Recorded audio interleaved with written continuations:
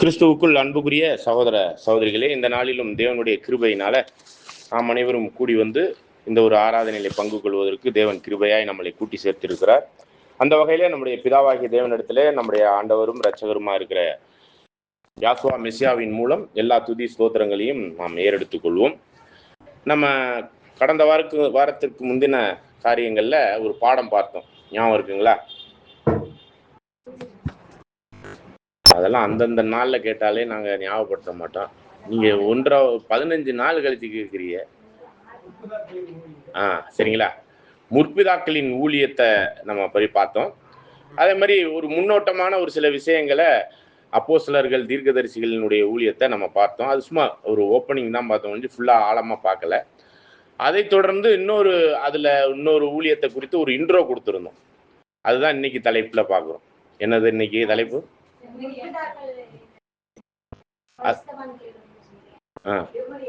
செம்மறியாட்டு ஊழியம், பரிசுத்தவான்களுடைய ஊழியங்கிறதெல்லாம் நம்ம இனிமேதான் பார்க்க போறோம். அதுல அப்போஸ்தலர்கள் தீர்க்கதரிசிகளுக்குரிய ஊழியங்கள் எல்லாம் நம்ம பரிசுத்தவான்களுக்குரிய ஊழியமா இருந்துச்சுங்கிறதையும் பார்க்கிறோம். அதுல விசேஷ விதமாய் நம்முடைய ஆண்டவரும் இரட்சகருமா இருக்கிற கிறிஸ்துவினுடைய ஊழியம் எப்படிப்பட்டதா இருந்துச்சு அப்படிங்கும்போது அது ரொம்ப உச்சிதமான ஒரு விஷயம். அதை மார்க் 10:45 படி நம்ம பார்க்கும்போது அந்த வசனத்தை நம்ம வாசிக்கலாம்.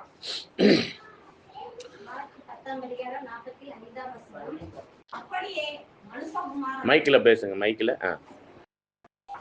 அப்படியே மனுஷகுமாரனும் ஊழியம் கொள்ளும்படி வராமல் ஊழியம் செய்யவும் அநேகரை மீட்கும் பொருளாக தம்முடைய ஜீவனை கொடுக்கவும் வந்தார் என்றார். அப்ப அந்த ஊழியம் அப்படிங்கிறப்ப டிகோனான் அப்படிங்கிற ஒரு கிரேக்க பதத்தினால் சொல்லப்படுகிறது. அந்த ஊழியம்ங்கிற இடத்துல கிரேக்க பதம்.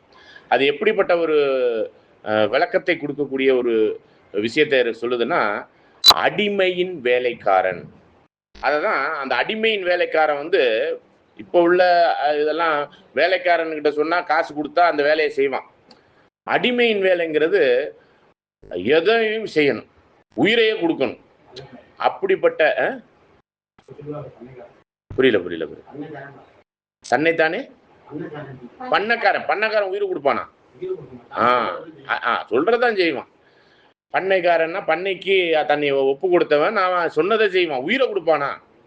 அப்ப அந்த அளவுக்கு அடிமையின் வேலை பார்த்த விஷயத்தெல்லாம் இப்ப பிலிப்பியர் 2ஆம் அதிகாரத்துல அதற்காக அவமான சின்னத்துக்குரிய சிலுவையின் மரணத்துக்குள்ளாக தன்னை ஒப்பு கொடுத்து அப்படிப்பட்ட ஒரு அடிமையின் வேலையை செய்தார். அதற்காக தன்னுடைய ஜீவனையே ஒப்பு கொடுத்தார். அந்த ஜீவன் ஒப்பு கொடுத்தது யாருக்காக ஒப்பு கொடுத்தாரு? நமக்காகனா கிறிஸ்தவர்களுக்கு மட்டுமா? அந்த வசனத்துல தேடி பாருங்க, யாருக்காக?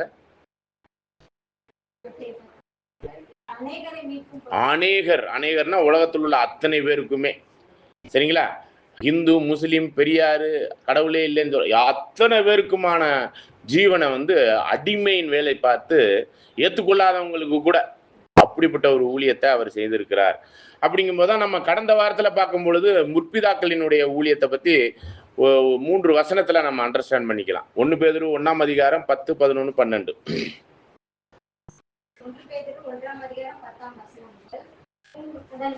உங்களுக்கு உண்டான கிருபை குறித்து தீர்க்கதரிசனம் சொன்ன தீர்க்கதரிசிகள் இந்த ரட்சிப்பை குறித்து கருத்தாய் ஆராய்ந்து பரிசோதனை பண்ணினார்கள். அதாவது பழைய ஏற்பாட்டின் நீதிமான்கள் தீர்க்கதரிசிகளை பத்தி சொல்லப்படுது. அதுல ஆரம்பிக்கிற மாதிரி இருக்கிற ஒரு நபர் யாருன்னா யாரு? ஆபேல். முடிவுல இருந்தவர் யாருன்னா யோவான் ஸ்நானகர். தொடர்ந்து வாசிக்கலாம். தங்களிலுள்ள கிறிஸ்துவின் ஆவியானவர் கிறிஸ்துவுக்கு உண்டாகும் பாடுகளையும் அவைகளுக்கு பின்வரும் மகிமைகளையும் முன்னறிவித்த போது இந்த காலத்தை குறித்தார் என்பதையும் அந்த காலத்தின் விசேஷம் என்னது என்பதையும் ஆராய்ந்தார்கள். பாருங்க, அந்த காலம் என்ன, அதனுடைய காரியத்துல எப்படிப்பட்ட ஒரு மகத்துவம் வெளியேப்பட போகுதுங்கிறதெல்லாம் அவங்க என்ன பண்ணாங்க? ஆராய்ந்தார்கள். தங்கள் நிமித்தம் அல்ல, நமது நிமித்தமே இவைகளை. யார் நிமித்தம் இந்த விஷயத்தை அந்த ஊழியமா அவங்க செஞ்சாங்க அப்படின்னு பார்க்கும்போது யார் நிமித்தம்? நமது நிமித்தம். நமதுனாக்க இந்த விசேஷ விதமாய் அந்த சபை வாய்ப்பில் உள்ள முதற் பேரான சபையா இருக்கக்கூடிய பரிசுத்தவான்களா இருக்கக்கூடிய அந்த பரிசுத்தவான்களுக்குரிய அந்த ஊழியத்தை பெற்றுக்கொள்கிற அவர்களுக்கு நிமித்தம் இவர்கள் எல்லாம் பழைய ஏற்பாட்டின் நீதிமான்கள் எல்லாம் என்ன பண்ணாங்க? ஆராய்ந்து பரிசீலித்து பார்த்தார்களா? ஆராய்ந்து படிங்க. தங்கள் நிமித்தம் அல்ல, நமது நிமித்தமே இவைகளை தெரிவித்தார்கள் என்று அவர்களுக்கு வெளியாக்கப்பட்டது. அவர்களுக்கு அது வெளியாக்கப்பட்டது, அந்த ரகசியங்களுக்குரிய மகத்துவம் எல்லாம். ஆயினும் யாருக்காக வெளியாக்கப்பட்டது, யாருக்காக அதெல்லாம் எழுதி வச்சாங்க பழைய ஏற்பாட்டெல்லாம் அப்படின்னு பாத்தீங்கன்னா, நமது நிமித்தமே ஆராய்ச்சி பண்ணி அதற்குரிய மகத்துவங்கள் எல்லாம் பழைய ஏற்பாட்டு புத்தகங்களாக அவங்க நமக்கு 2000 வருஷத்துக்கு முன்னாடியே, ஆண்டவர் வர்றதுக்கு முன்னாடியே அவர்கள் அந்த ஊழியத்தை பண்ணிட்டு போயிட்டாங்க. இன்னைக்கு நாம அதனுடைய பயனாளிகளாக இருக்கிறோம். சரிங்களா? தொடர்ந்து வாசிக்கலாம். பரலோகத்திலிருந்து அனுப்பப்பட்ட பரிசுத்த ஆவியினாலே உங்களுக்கு சுவிசேஷத்தை பிரசங்கித்தவர்களை கொண்டு இவைகளை இப்பொழுது உங்களுக்கு அறிவிக்கப்பட்டு வருகிறது. இது இப்ப நம்மளுக்கு அறிவிக்கப்பட்டு வர்றது பரிசுத்தாவினால் நேரடியாகவே தேவன் நம்மளுக்கு தொடர்பு பண்ணி அதுக்கான அறிவையும் ஞானத்தையும் ஆவியையும் வல்லமையும் கொடுத்து அதை புரிந்து கொள்வதற்கான சூழ்நிலைகளுக்குள்ளாக நம்ம வழி நடத்தப்படுறோம். இப்படிப்பட்ட ஒரு மகத்துவமான இந்த ரகசியங்கள், இந்த ஆழங்கள், இந்த ஞானமான காரியங்கள், தேவ வல்லமையினால் பொழியப்பட்டிருக்கிற இந்த ஒரு சத்தியங்கள் எப்படிப்பட்டதுன்னு பார்த்தீங்கன்னா, இதை தேவதூதர்களுக்கோ பிரதான தூதர்களுக்கோ கொடுக்கலையாம். ஆனா இதை உற்று நோக்கி பார்க்கவும், அதை உணர்ந்து கொள்ளவும், அதற்குரிய புரிந்து கொள்ளுதலுக்குள் வர்றதுக்கும் யாரை வச்சு யாருக்கு புரிய வைக்கிறாருன்னு பாருங்க. படிங்க தொடர்ந்து. இவைகளை உற்று பார்க்க தேவதூதரும் ஆசையா இருக்கிறார்கள். பாத்தீங்களா? தேவதூதர்களுக்கு வழியா கொடுக்காம நேரடியாவே தேவன் சபைக்கு, அந்த முதற் பேரான சபையா இருக்கிற அந்த சபை வாய்ப்புக்குரியவர்களுக்கு நேரடியாக தேவன் கொடுத்து விடுகிறார். இப்படிப்பட்ட முற்பிதாக்களுடைய ஊழியம் அன்னைக்கு யாருக்கு இருந்துச்சு?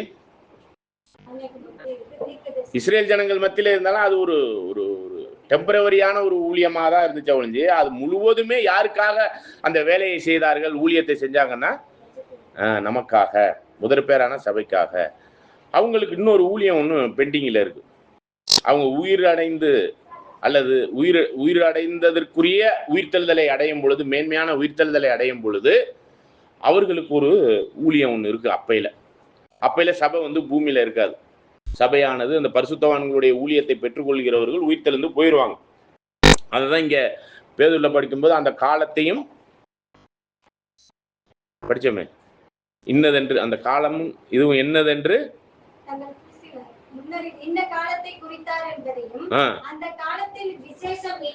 என்னென்ன விசேஷம் என்பதையும் அவர்கள் முன்னறிவித்தார்கள். அப்படி முன்னறித்தவர்கள் அவர்களுக்குன்னு ஒரு காலம் ஒண்ணு இருக்கு. அவர்கள் ஒரு ஊழியத்தை இன்னும் எக்ஸ்ட்ரா செய்ய வேண்டியிருக்கு. இது நம்ம போன கூடுகையில சொல்லாம விட்டுட்டோம். அது என்ன ஊழியம் அப்படின்னு பாத்தீங்கன்னா, அவங்க ஒரு ஊழியம் பண்ணுவாங்க. வெளிப்படுத்தின விசேஷம் 21ஆம் அதிகாரத்துல 22ல இருந்து படிங்க. வெளிப்படுத்தல் 21ஆம் அதிகாரம் 22ஆம் வசனம் முதல். அதிலே தேவாலயத்தை நான் காணவில்லை. ஏன் தேவாலயத்தை காணல அப்படின்னா, தேவாலயம் யாரு? தேவனுடைய ஆலயம் யாரு? நாம உயிர்த்தெழுந்து போயிடுவோம். மகிமை அடைந்த சபையாக நாம் கிறிஸ்துவுக்குள்ளாக ஜீவிக்கக்கூடிய ஒரு சரீராங்கமா மாறிடுவோம். தொடர்ந்து வாசிங்க. சர்வ வல்லமையுள்ள தேவனாகிய கர்த்தரும் ஆட்டுக்குட்டியானவருமே அதற்கு ஆலயம். அப்ப ஆட்டுக்குட்டியானுடைய சரீரங்கத்துக்குரிய பங்கை நம்ம போய் சேர்ந்துருவோம். அதனால அங்கே தேவாலயம் என்பது யாராக இருக்கும்? நாமும் கிறிஸ்துவும் பிதாவாகிய தேவனுக்குரிய ஒரு விஷயமாக அங்கே மாற்றப்பட்டிருக்கும் முழுவதும். தொடர்ந்து வாசிங்க. நகரத்துக்கு வெளிச்சம் கொடுக்க சூரியனும் சந்திரனும் அதற்கு வேண்டுவதில்லை. இதுக்கு ஆவிக்குரிய அடையாளம் அர்த்தம் என்னன்னாக்க, சூரியன்னா புதிய ஏற்பாடு, சந்திரன்னா பழைய ஏற்பாடு. அப்போ பைபிளை படிங்க, பைபிளுக்குரிய ஆழங்களை புரிஞ்சு கொள்ளுங்கன்னு சொல்ல வேண்டிய அவசியம் இருக்கலாம். ஏன்னா அந்த புதிய ஏற்பாடு பழைய ஏற்பாட்டின் சத்தியத்தை இப்ப நம்ம கத்துக்கிறோம் பாத்தீங்களா? அப்பையில எல்லாருக்குமே இந்த சத்தியம் தெரியுமா? உலகத்தில் உள்ள அத்தனை பேருக்கும். இதை எப்படி புரிந்து கொள்ளலாம் அப்படின்னா, ஏசாயா 11ஆம் அதிகாரத்துல 10வது வசனமா 11வது வசனமா எனக்கு சரியா ஞாபகம் இல்லை. அதுல சொல்றாரு, சமுத்திரம் ஜலத்தினால் நிறைந்திருக்கிறது போல பூமி கர்த்தரை அறிகிற அறிவினால் நிறைந்திருக்கும். அந்த வசனம் எத்தனாவது வசனத்துல வருது பாருங்க. படிங்க. என் பரிசுத்த பர்வதெங்கும் கேடு செய்வாரும் இல்லை, சமுத்திரம் ஜலத்தினால் நிறைந்திருக்கிறது போல பூமி கர்த்தரை அறிகிற அறிவினால் நிறைந்திருக்கும். தீங்கு செய்யறது, கேடு செய்யறவன் சாத்தானே முற்றிலும் இல்லாத அளவுக்கு அவனுடைய செயல்பாடுகள் நீக்கப்பட்டிருக்கிற காலமாக இருக்கும். விசேஷ விதமா ஆண்டவருடைய 2ஆம் வருகை 1000 வருட அரசாட்சியின் வெளியரங்கமான ராஜ்யத்துல இது நிச்சயமாகவே பூமியில உள்ளவர்கள் அத்தனை பேருமே கர்த்தரை அறிகிறார்கள். நம்ம இன்னைக்கு கத்துக்கிற சத்தியத்தை யாருக்கும் கத்துக் கொடுக்க கூட வேண்டியதில்லை, அது பாட்டுக்கு எல்லாருக்கும் தெரியும். இன்னைக்கு எப்படி ஒரு நியூஸ் எப்படி வருது எல்லாருக்கும் தெரியுது பாருங்க. அது மாதிரி அந்த ஒரு விஷயம் எல்லாருக்குமே புரியப்பட்டிருக்கும், தெரியப்பட்டிருக்கும். அப்ப அந்த தெரியப்பட்டிருக்கிற ஒரு விஷயம் நடக்கும் பொழுது இங்க பூமியிலே இந்த சத்தியத்தை கேட்டுக்கொண்டிருக்கிற நாம் இருக்கிறோம் இல்லையா, அவர்கள் இங்கே இருக்க மாட்டோம். நாம் மகிமை அடைந்த சபையாக உயிர்த்தெழுந்து அந்த மகிமைக்குரிய பாத்திரவான்களாக நம்ம என்ன இருப்போம், மகிமை அடைஞ்சிருப்போம். அப்ப அதனுடைய தொடர்ச்சியாக இந்த பூமியில அந்த வேலையை மாமிசத்திலிருந்து யார் செய்ய போறா? நம்ம உயிர்த்தெழுந்து ஆவியில போயிடுவோம். பூமியில இந்த வேலையை செய்யணும்ல, ஊழியத்தை. அதுதான் யார் பண்ண போறா? முற்பிதாக்கள். அவர்கள் பூமியில என்னவாக இருப்பாங்க? சங்கீதம் 45:16 படிக்கும்போது படிங்க. சங்கீதம் 45:16 படிக்கும்போது அவர்கள் பிள்ளைகளுக்கு பதிலாய் படிங்க.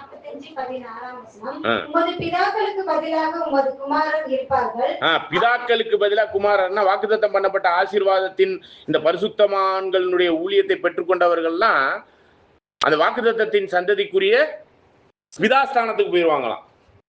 அந்த பிதாக்கள் என்ன ஆயிருவாங்க? பிள்ளை ஸ்தானத்துக்கு வந்துருவாங்க. அந்த பிள்ளைகளா இருக்கக்கூடிய முற்பிதாக்கள், பிதாக்களா இருந்த முற்பிதாக்கள் பிள்ளைகளா ஆயிருவாங்களாம்.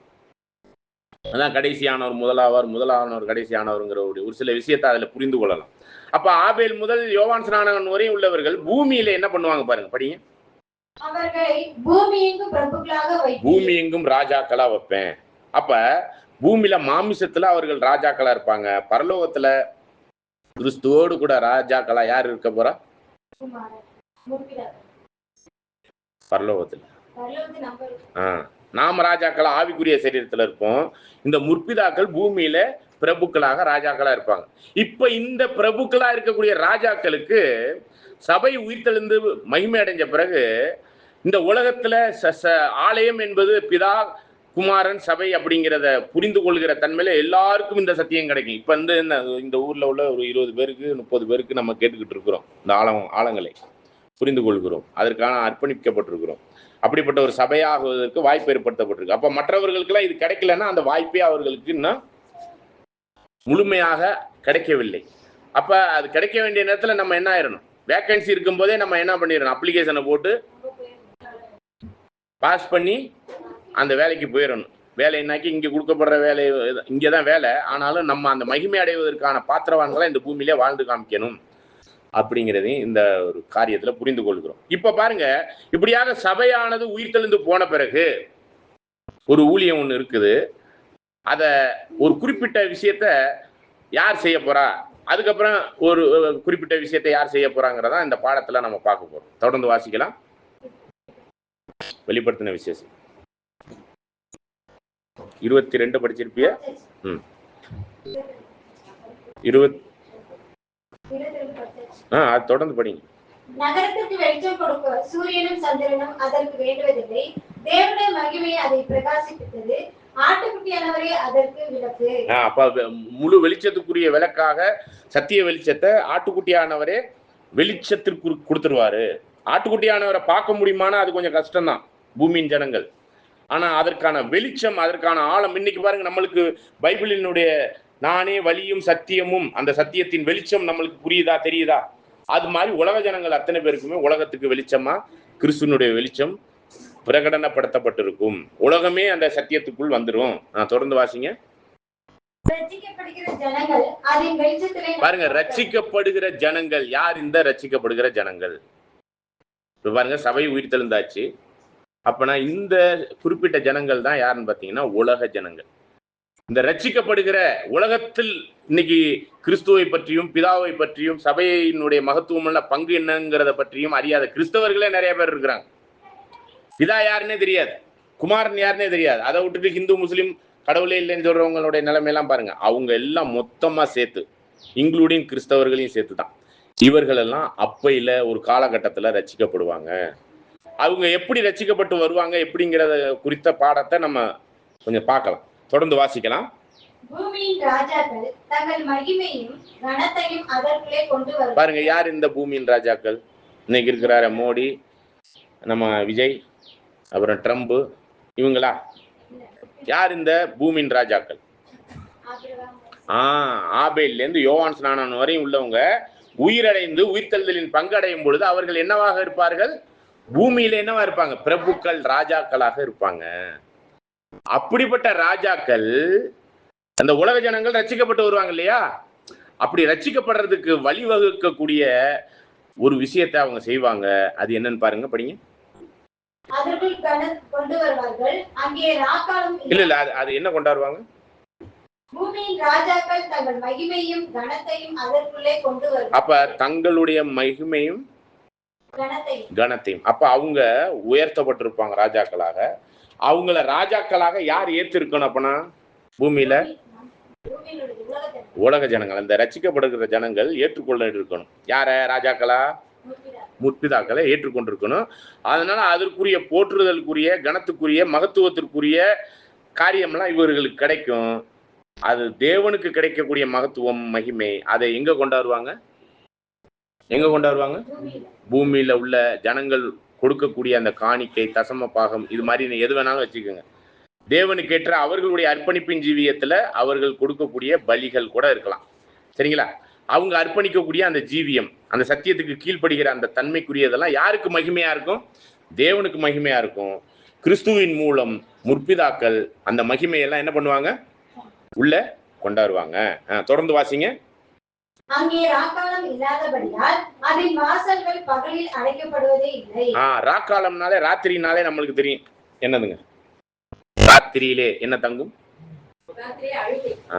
துன்பம், துயரம். நம்ம இதே வெளிப்படுத்தல் 21ஆம் அதிகாரத்துல 4ல இருந்து படிச்சோம்னா அதுதான் ராக்காலத்துக்குரிய ஒரு விஷயத்தை நீக்கி இருப்பார்னு அர்த்தம். படிங்களேன். ராக்காலம் என்பது என்னன்னா, ராக்காலம் நீக்கப்பட்ட காரியங்கள் இந்த பூமியில என்னென்ன நடக்கணும்னு சொல்லி படிங்க. வெளிப்படுத்தல் 21ஆம் அதிகாரம் 4ஆம் வசனம். அவர்களுடைய கண்ணீர் யாவையும் தேவன் துடைப்பார். இப்ப கண்ணீர் இருக்கா நம்மளுக்கு எல்லாருக்குமே? உலகத்தாருக்கு கொரோனா, கடன் தொல்லை, ஆசை, இச்சை, பெருமை, மேட்டுமை, இதன் நிமித்தம் வரக்கூடிய விளைவுகள், தீமை, இதெல்லாம் இருக்குல்ல. அதனால உண்டாகிற இழப்புகள்னால நம்மளுக்கு கண்ணீர், சாவு, ஐயோ போச்சே அப்படின்னு அழுகிற அழுகை, அந்த கண்ணீர் யாவையும் தொடச்சிருவார். அப்ப இப்ப நம்மளுக்கு கண்ணீர் போன்று இருக்கக்கூடிய ராக்காலம், ராத்திரி. ஒரு சில பேர் சொல்லுவாங்கல்ல, என்ன சொல்லுவாங்க? எப்பாதான் அப்படின்னா என்ன அர்த்தம்? நம்ம வாழ்க்கை எதுல இருக்குன்னு அர்த்தம்? ராத்திரியில இருக்குன்னு அர்த்தம், துன்பத்துல இருக்கு. அது எப்பதான் போகுமோ? அப்ப ராத்திரி காலமே இல்லாதன்னா எனது கண்ணீரை தொடச்சிருப்பாரு. தொடர்ந்து வாசிங்க. இனி மரணமும் இல்லை, துக்கமும் இல்லை. அந்த ராத்திரி இல்லாம போச்சு அப்படின்னா நம்ம லிட்டரலா பாக்குற ராத்திரியை சொல்லல. இங்க என்னத்த சொல்றாரு? என்னத்த சொல்றாரு? மரணம் இல்லாத, துக்கம் இல்லாத ஒரு சூழ்நிலை தான் விடியற் காலத்து வெளிச்சம் போன்ற சூரிய வெளிச்சத்திற்குள்ளாக எல்லாரும் பயணிக்கப்படுவார்கள். அந்த ராத்திரிங்கிற இரவு அப்படிங்கிற மரணம், துக்கம், அலறுதல், இதெல்லாம் வருத்தம் இல்லை, எல்லாம் முன்னிலைகள். அந்த ராத்திரி எல்லாம், ராத்திரி போன்ற அந்த அந்த சூழ்நிலைகள் எல்லாம் என்ன ஆயிடுச்சு? எல்லாம் விளம்பினது. சிங்காசனத்தின் மேல் வீற்றிருந்தவர் நான் சகலத்தையும் எல்லாத்தையும் புதிதாக்கிட்டேன்னா எல்லாத்தையும் வெளிச்சத்துக்குள்ள, ஆசீர்வாதத்துக்குள்ள, சந்தோஷத்துக்குள்ள, மகிமைக்குள்ள எல்லாத்தையும் கொண்டாந்துருவாரு. அதான் வெளிச்சம், சத்திய வெளிச்சத்துக்குள்ளான ஆசீர்வாதம். நம்முடைய வாழ்க்கையில இந்த உலக ஜனங்களுடைய வாழ்க்கையை பத்தி பேசப்பட்டிருக்கு, நம்முடைய வாழ்க்கையை பத்தி பேசல. இந்த ஆசீர்வாதத்தையும் இந்த சந்தோஷத்தையும் கொண்டாடுகிறவர்களும் இந்த துன்பமான கண்ணீர்கள் எல்லாம் துடைக்கிறவர்கள் யாருன்னு பாத்தீங்கன்னா நாம தான். கிறிஸ்துவோடு கூட வந்து இந்த உலக ஜனங்களை நம்ம என்ன பண்ண போறோம்? ஆசீர்வதிக்க போறோம். அந்த ஆசீர்வாதத்திற்குரிய ஒரு விஷயம்தான் வெளிச்சம், சத்தியம், அத சத்தியத்தின் ஜீவியம். அதுல உலகத்தார்கள் ரட்சிக்கப்பட்டு வருவார்கள். முற்பிதாக்கள் அதற்குரிய மகிமையான கனத்துக்குரியதெல்லாம் அந்த ஒரு ராஜ்யத்துக்குள்ள கொண்டாடுவாங்க. தொடர்ந்து வெளிப்படுத்தல் விசேஷத்துக்குள்ள வந்துடலாம். முற்பிதாக்கள் என்ன பண்றாங்க? ராஜாக்கள் அங்கே ராக்காலம் இல்லாதபடியால் அதன் வாசல்கள் பகலில் அடைக்கப்படுவதே இல்லை. அப்ப அந்த முற்பிதாக்களுக்கு அங்கே ஒரு வேலை இருக்கு பாத்தீங்களா? ஏற்கனவே ஒரு வேலை பார்த்தாங்க. அது வந்து யோவான் ஸ்நானகன் காலம் வரையும், ஆபேல் முதல் அவங்க நம்மளுக்காக ஊழியம் பண்ணாங்க. அதுக்கப்புறம் பூமியில திரும்ப மாமிசத்துல எழுந்து வந்து பரிபூர்ண மனிதர்களாய் வந்து பூமியில அவங்க என்ன பண்ணுவாங்க? இந்த உலக ஜனங்களை எல்லாம் வழி நடத்தி அந்த மகிமையும் கனத்தையும் தேவனுக்கு ஏற்ற அந்த துதிக்குரிய ஜீவியத்திற்குறான காரியங்கள் எல்லாம் எங்க கொண்டு வருவாங்க? தேவனுடைய ராஜ்யத்திற்குரிய அந்த ஆசீர்வாதத்தை, தேவனுடைய ராஜ்யம் பூமியில வந்திருக்கும் பொழுது அதுல அவர்கள் அந்த வேலையை செய்வார்கள். அப்ப முற்பிதாக்களுக்கு இன்னொரு வேலை இருக்குன்னு சொன்னேன், அது என்ன வேலைன்னு இப்ப சொல்ல முடியுமா? உலகத்தின் மகிமைகளையும் கனத்தையும், தேவனுக்குரிய அந்த கனத்தையும் மகிமையும் தேவனிடத்தில் கொண்டு வந்து சேர்க்கக்கூடிய ஒரு ஊழியம். சரிங்களா? ஓகே, இதை நம்ம அண்டர்ஸ்டாண்ட் பண்ணி அப்படியே வச்சுக்கலாம். தொடர்ந்து வாசிக்கலாம்.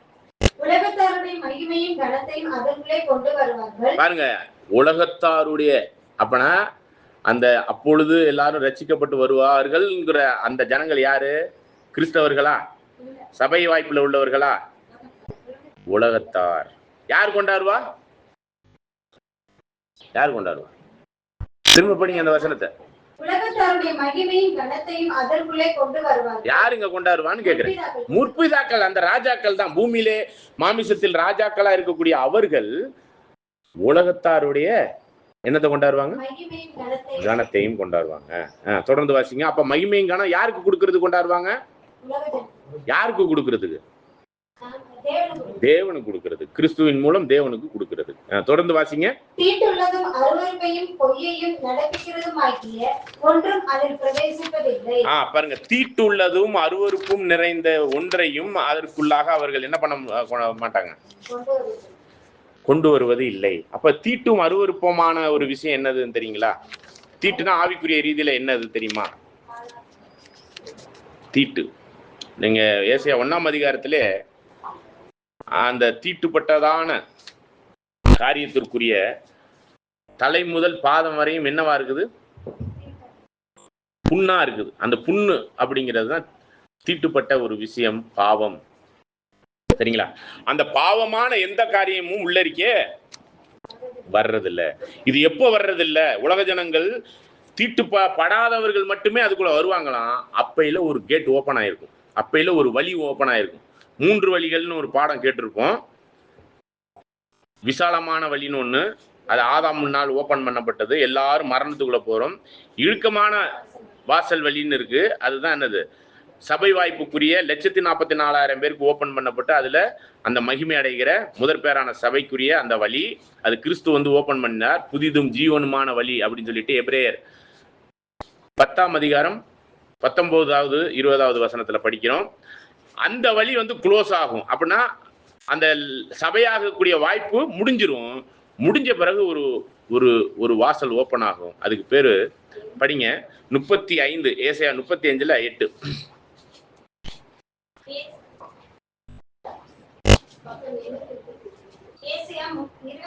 35:8. அங்கே பெரும்பாலான வழி இருக்கும். அப்ப இந்த விசாலமான வாசல் வழி மரணத்துக்குள்ள கொண்டு போறது, இடுக்கமான வாசல் வழி பரலோகத்துக்கு கொண்டு போறது. இது என்ன வழி? பெரும்பாதை. அதான் உலகத்தில் உள்ள அத்தனை பேர். ஹைவே பார்த்திருக்கிறீங்களா?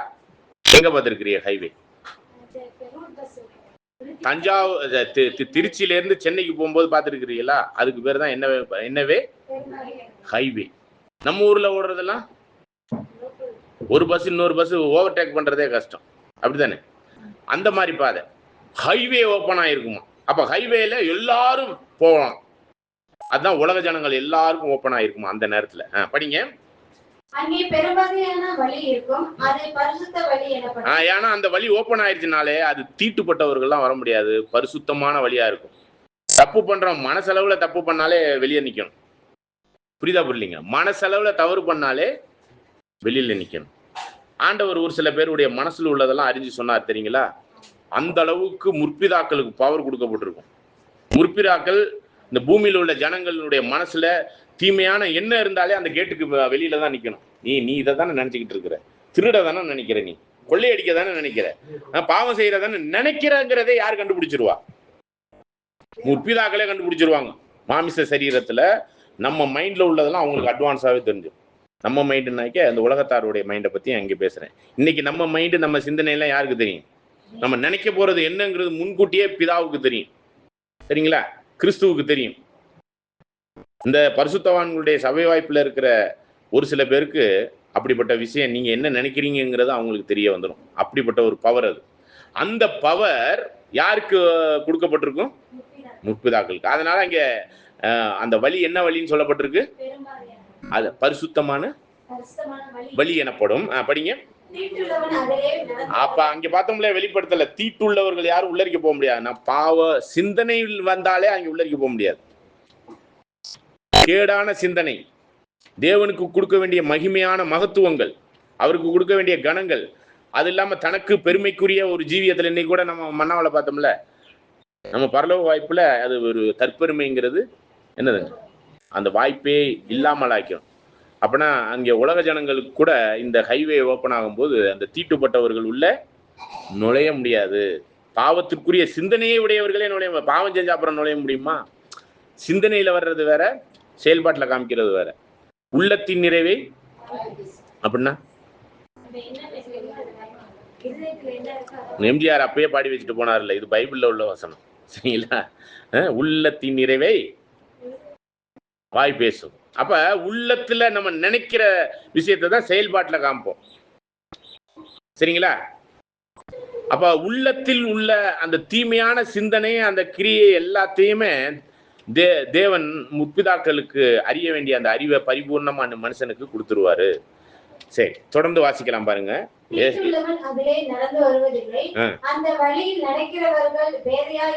பேதையா இருந்தாலும், யார் அந்த பேதை தெரியுமா?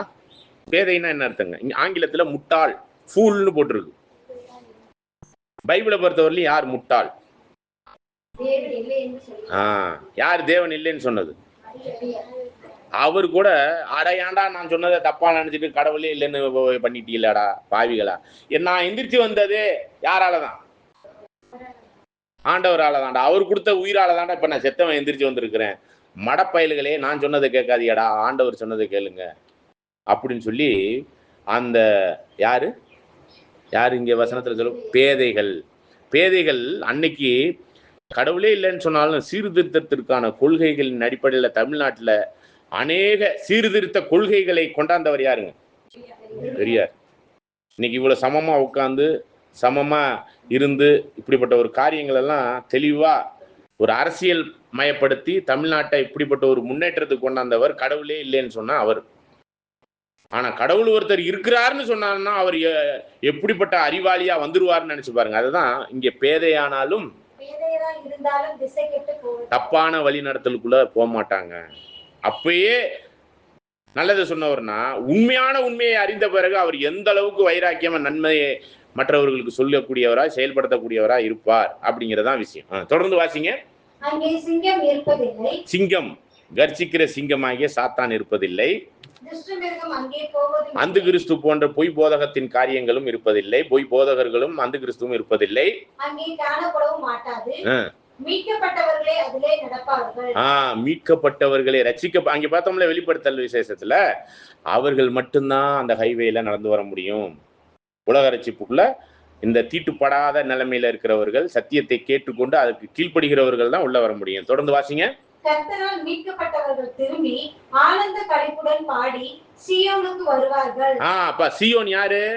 வெளிப்படுத்தல் 14:1 1,44,000 பேரும் கிறிஸ்துவும் இருக்கக்கூடிய அந்த வெளியரங்கமான ராஜ்யத்திற்குள் வருவார்கள். சரிங்களா? அப்ப அதை வழி நடத்தி கொண்டாடுறவங்க யாரு? முற்பிதாக்கள். அவர்கள் தான் அதை வழி நடத்தி கொண்டாடுவாங்க. தொடர்ந்து வாசிங்க. அங்க என்ன சந்தோஷம் இருக்குன்னு சொல்லப்பட்டிருக்கு? ஆனந்த களிப்பு இருக்கலாம், சந்தோஷம் இருக்கலாம். ஆனந்தமான களிப்புங்கிறப்ப இனி மரணமும் இல்லை, துக்கமும் இல்லை, அழுகையும் இல்லை, அலறுதலும் இல்லைங்கிற ரொம்ப ஆசீர்வாதமான வெளிச்சத்திற்குரிய ஜீவியம். சரிங்களா? தொடர்ந்து பாருங்க, நித்திய மகிழ்ச்சி. இது கொஞ்ச நேரத்துக்கு வரும் நம்ம வாழ்க்கையில மகிழ்ச்சி. என்னென்ன வரும் நம்ம வாழ்க்கையில? சின்ன சின்ன மகிழ்ச்சியான காரியங்களை சொல்லுங்களேன். ஒரு ட்ரெஸ் எடுத்தா, அப்புறம் சொல்லுங்க. ஒவ்வொருத்தருக்கும் ஒவ்வொரு மகிழ்ச்சி. அந்த ட்ரெஸ் எடுத்து போடுறப்ப ஒரு சந்தோஷம். அப்புறம் வேற நல்ல தூக்கமா? வீட்டுல உலகத்துல இந்த பக்கத்து வீட்டுல வரப்பு சண்டை, வய சண்டை இல்லையா?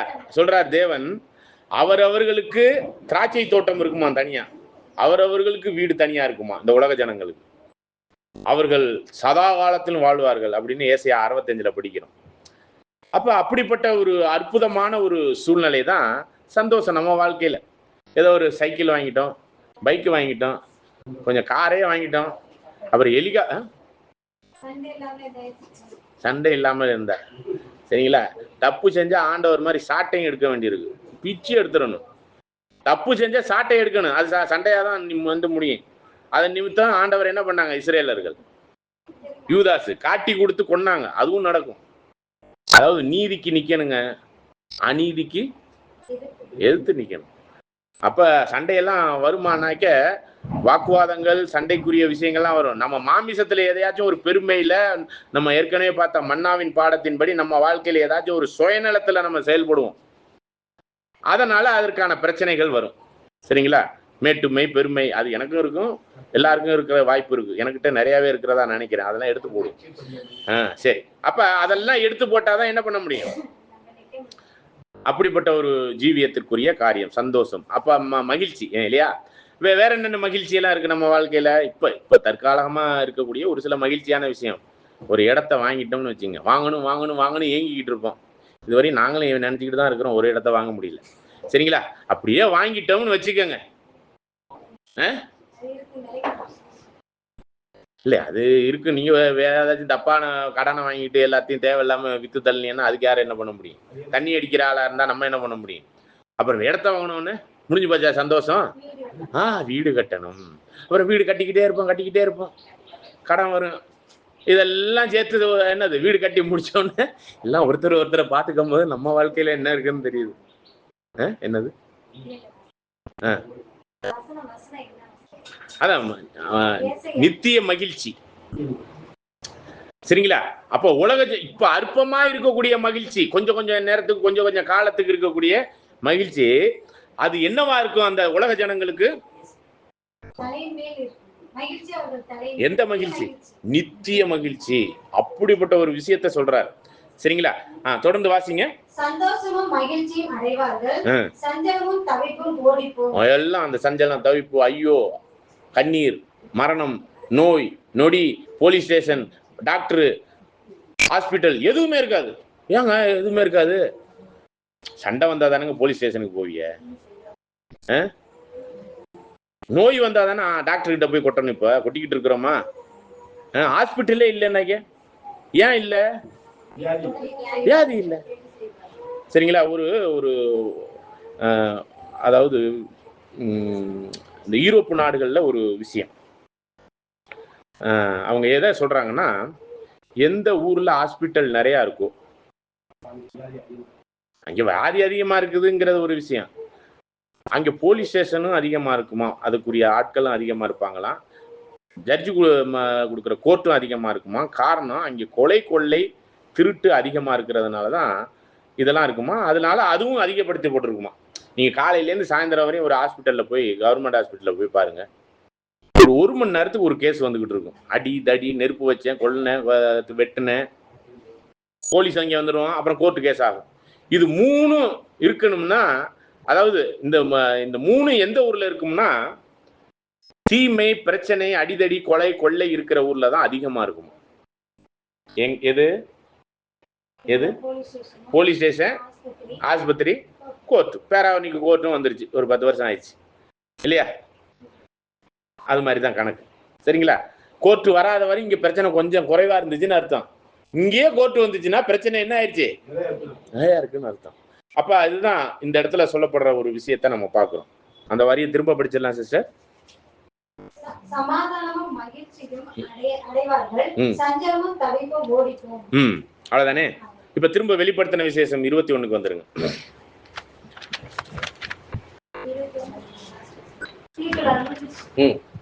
தீட்டுள்ளதும் அருவருப்பையும் பொய்யையும் நடப்பிக்கிறதுமாகிய ஒன்றும் அதில் பிரவேசிப்பதில்லை. ஆட்டுக்குட்டியானவரின் ஜீவ புஸ்தகத்தில் எழுதப்பட்டவர்கள். ஆட்டுக்குட்டியானுடைய ஜீவ புஸ்தகங்கிறது வேற ஒண்ணும் இல்ல, இந்த பழைய ஏற்பாடு புதிய ஏற்பாடு அந்த சத்தியத்துக்குள்ளாக ஜீவிக்கிறவர்கள் தான் ஜீவ புஸ்தகத்துக்குரியவர்கள். இந்த பைபிள் படி ஜீவிக்காதவங்க ஜீவ புஸ்தகத்துல இல்லாதவங்க. அப்ப ஜீவ புஸ்தகங்கிறதே பைபிள் தான். அதற்குரிய ஜீவிகள்லாம் அங்கே அவர்களுடைய பேர்கள் அதற்குரிய சாட்சி. நம்மளை கூட 2 கொரிந்தியர் 3ஆம் அதிகாரம் 1, 2, 3 வசனத்துல நீங்களே ஆலயம் இல்லை. படிங்க 2 கொரிந்தியர் 1, 2, 3 வசனம். 3ஆம் அதிகாரம் 1, 2, 3. எங்களை நாங்களே மறுபடியும் வெற்றி கொள்ள தொடங்குகிறோமோ, அல்லது சிலருக்கு வேண்டியதா இருக்கிறது போல உங்களுக்கு உபசார நிருபங்களை அனுப்பவும் உங்களிடத்தில் உபசார நிருபங்களை பெற்றுக்கொள்ளவும் எங்களுக்கு வேண்டியதோ? எங்கள் இருதயங்களில் எழுதப்பட்டும் பாருங்க, அப்போஸ்தலர்களுடைய இருதயத்தில் எழுதப்பட்டும் சகல மனுஷராலும் அறிந்து வாசிக்கப்பட்டும் இருக்கிற எங்கள் நிருபம் நீங்கள் தான். பாருங்க, நாங்க எழுதுற நிருபம் யாருன்னு சொல்லிட்டாருன்னா, யாருன்னு சொல்லிட்டாரு இந்த இடத்துல? அந்த கடைசி வரியை திரும்ப படிச்சுட்டு சொல்லுங்க. யாருன்னு சொல்லிட்டாரு? சகல மனுஷராலும் அறிந்து வாசிக்கப்பட்டும் எல்லா மனுஷராலும் அறிந்து வாசிக்கப்பட்டும் இருக்கிற எங்கள் நிருபம் எங்கள் நிருபம். இப்ப நிருபம் யாரு? நம்ம இந்த சபை வாய்ப்புக்குரியவர்கள். நம்மள உலகமே படிக்க போகுது அங்கே அவர்களுடைய ரட்சிப்புல. அப்படிங்கிற ஒரு விஷயம் தான் இந்த இடத்துல நிருபம். அந்த சத்தியம், அந்த சத்தியத்துக்குரிய ஜீவிகள் நம்மளை வந்து படிக்கிறாங்களாம். இந்த உலக ஜனங்கள் நீங்க உலகத்துல போகும்போது நம்மளை என்ன பண்றாங்களாம்? படிக்கிறாங்களா? இப்ப படிக்கிறாங்களாம், அதுக்கப்புறமும் படிப்பாங்க. அப்பையில ஜீவ புஸ்தகத்தில் எழுதப்பட்டவர்களை காணப்படுவீர்கள்ங்கிறது உலக ஜனங்களுக்கு அந்த இடத்துல நம்ம வெளிப்படுத்தல பார்த்தது. அப்ப அதற்குரிய சத்தியத்தை கேட்டு வாழ ஆரம்பிச்சுட்டாங்கன்னா அவங்க எல்லாம் ஜீவ புஸ்தகத்திற்குரிய பேர்களை உடைய ஜீவிகளாக, புதிய ஏற்பாட்டு பழைய ஏற்பாட்டினுடைய ஜீவிகளாக இருந்தாங்கன்னா அவங்க தான் ஜீவ புஸ்தகத்தின் ஜீவிகள். சரிங்களா? அப்படியாக நம்ம பாக்குறோம். அந்த வசனத்தை முடிச்சிருங்க. 1 கொரிந்தியர்ல முடிஞ்சிருச்சா? ஏனெனில் நீங்கள் எங்கள் ஊழியத்தினாலே உண்டாகிய கிறிஸ்துவின் நிருபமாய் இருக்கிறீர்கள் என்று வெளியரங்கமாய் இருக்கிறது. அப்ப யாருடைய ஊழியத்தின் நிருபங்கள்? திரும்பபடி பாருங்க, எங்கள் ஊழியத்தினால் உண்டான கிறிஸ்துவின் நிருபம். கிறிஸ்துவின் நிருபம் யாரு? நாம. இங்க ஊழியர்கள் யார் இந்த இடத்துல? பரிசுத்தவான்களுடைய ஊழியர்கள். யார் அது? அப்போஸ்தலர்கள், தீர்க்கதரிசிகள். சரிங்களா? அப்ப எங்கள் ஊழியத்தின் நிருபங்கள் அப்படின்னு நம்மள சொல்றாரு. ஊழியம் யாரு செஞ்சது அந்த காலகட்டத்துல? அந்த ஊழிய இல்ல இந்த இடத்துல இந்த 1 கொரிந்தியர்ல அந்த ஊழியத்தை நம்மளும் பண்ணணும். இப்போ அதுதான் நம்ம பின்னாடி காலத்துல பரிசுத்தவான்களுடைய ஊழியம்னு பார்க்க போறோம். அப்ப இந்த வெளிப்படுத்தின விசேஷத்தில் சொல்லப்படுகிற ஜீவ புஸ்தகங்கிறது நம்ம நினைச்சுக்கிட்டு இருக்க மாதிரி அவருக்கு என்னமோ யாராரு நல்லவங்க யாராரு கெட்டவங்கன்னு பேர் எழுதி வச்சுக்கிட்டு இருக்கிறதெல்லாம் இல்லைங்க. அவருக்கு என்ன ஞாபக சக்தி இல்லையா? நம்மளுக்கு தான் ஞாபக சக்தி இல்லை. எழுதி வச்சு படிக்க வேண்டியிருக்கு. யாருக்கு எத்தனை ரூபா கொடுக்கணும், எத்தனை ரூபா வாங்கணும், எத்தனை ரூபா கடன் மற்றவங்களுக்கு கொடுக்கணும்னு எப்பயாச்சும் எழுதியிருப்போமா? எழுதி வச்சிருக்கிறீங்களா? யாருக்காச்சும் கடன் கொடுக்கறத உங்க டைரியில எழுதி வச்சிருக்கிறீங்களா? நல்ல பிள்ளைய போங்க. கடன் வாங்கினத கொடுக்கறத எழுதி வைப்போம். வாங்கினதை எழுதி வச்சேன்னா நல்ல விஷயம்தான். ஏன்னா டைரி எடுத்து பார்க்கும்போது உங்க பிள்ளைய உங்களுக்கு பின்னாடி வர்றவங்க அந்த கடனை கட்டணும் பாருங்க. ஓகே, அப்ப கொடுக்குற காசை எழுதி வச்சீங்கன்னாக்கி பிள்ளைய போய் வாங்கின எழுதி வச்சா பிள்ளைகளுக்கு மேல ஒரு பாரத்தை சுமத்தி வச்சுட்டு போறோம் நம்மளுக்கு பின்னாடி வர்றவங்க மேல. ஓகே, அது சும்மா கருத்துக்காக சொல்ல வரேன். அப்ப இந்த இடத்துல ஜீவ புஸ்தகங்கிறது என்னங்கிறத புரிஞ்சுக்கோங்க. அவருக்கெல்லாம் ஞாபக சக்தி இல்லாதவரா? நடக்க போறது, நடக்கிறது, நம்ம மைண்ட்ல உள்ளது, நினைக்க போறது, நினைச்சது எல்லாமே தெரியும் அவருக்கு ஒரு ஞாபக புத்தகம் ஒன்று இருக்குன்னு கூட வசனம் இருக்கு. அப்படின்னா என்ன அர்த்தம்னா அவர் மைண்டுக்குள்ளே எல்லாம் இருக்கும். அந்த ஒரு விஷயத்துக்குரிய காரியம் வேதத்தின் மூலமா அவர் யார் என்னங்கிறதெல்லாம் எல்லாமே தெரியும். சரிங்களா? எழுதி வச்சுதான் சில பேர் இந்த இதெல்லாம் சொல்லுவாங்கல்ல, இந்துக்கள்ல சொல்லுவாங்க. யம தர்மராசா கிட்ட போகும்போது அங்கே ஒரு புத்தகம் இருக்குமா, எடுத்து படிப்பாகலாம். ஏன்னா அவங்க செஞ்ச கெட்டதெல்லாம் மறந்து போயிருமா. யாருக்கு? யமலோகம் பார்த்தீங்களா? அப்ப அதை வந்து எழுதி வச்சிருப்பாங்களாம். அப்படிப்பட்ட தேவன் நம்ம தேவன் இல்லை, புரிஞ்சுக்கணும் இதுல. சரிங்களா? எல்லாம் ஓப்பன் ஆகி போயிருக்கும், எல்லாமே தெரியும் அவருக்கு. சரி, ஓகே. அப்ப இதுலதான் இப்ப நம்ம பாயிண்ட்டுக்குள்ள வரலாம். இப்ப இந்த காலகட்டம் முடிஞ்சு, இந்த சபை வாய்ப்புக்குரிய காலகட்டம் முடிஞ்சு, அங்கே ஒரு ஊழியம் இருக்கு முற்பிதாக்களுக்கு. அந்த ஊழியத்துல அவங்க ஒரு ஊழியம் செய்வாங்க. எப்படி அப்போஸ்தலர்கள், தீர்க்கதரிசிகள், பரிசுத்தவானுடைய ஊழியத்தை செஞ்சு நம்மளை நிருபங்களாக்குனாங்களோ, ஜீவ புஸ்தகத்துக்குரிய ஜீவிகளாக்குனாங்களோ, அதே மாதிரி முற்பிதாக்கள் அப்பொழுது ஒரு ஊழியம் பண்ணுவாங்க. அந்த ஊழியத்தின் விளைவாக அவர்கள் எல்லாம் ஜீவ புஸ்தகத்தின் பேர் எழுதப்பட்டவர்களாக காணப்படுவாங்க. அவர்கள் யாரு? வெளிப்படுத்தல் 21 ஜீவ புஸ்தகத்தில் பேர் எழுதப்பட்டவர்களாய் காணப்படுகிறவர்கள் யாருன்னு கேட்கிறேன்.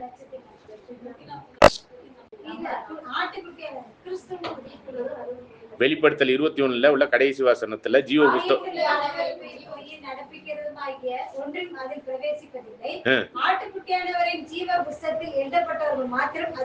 யார் இருந்தா ஆட்டுக்குட்டியானுடைய ஜீவ புஸ்தகத்துல எழுதப்பட்டவர்கள் கேக்குறேன்.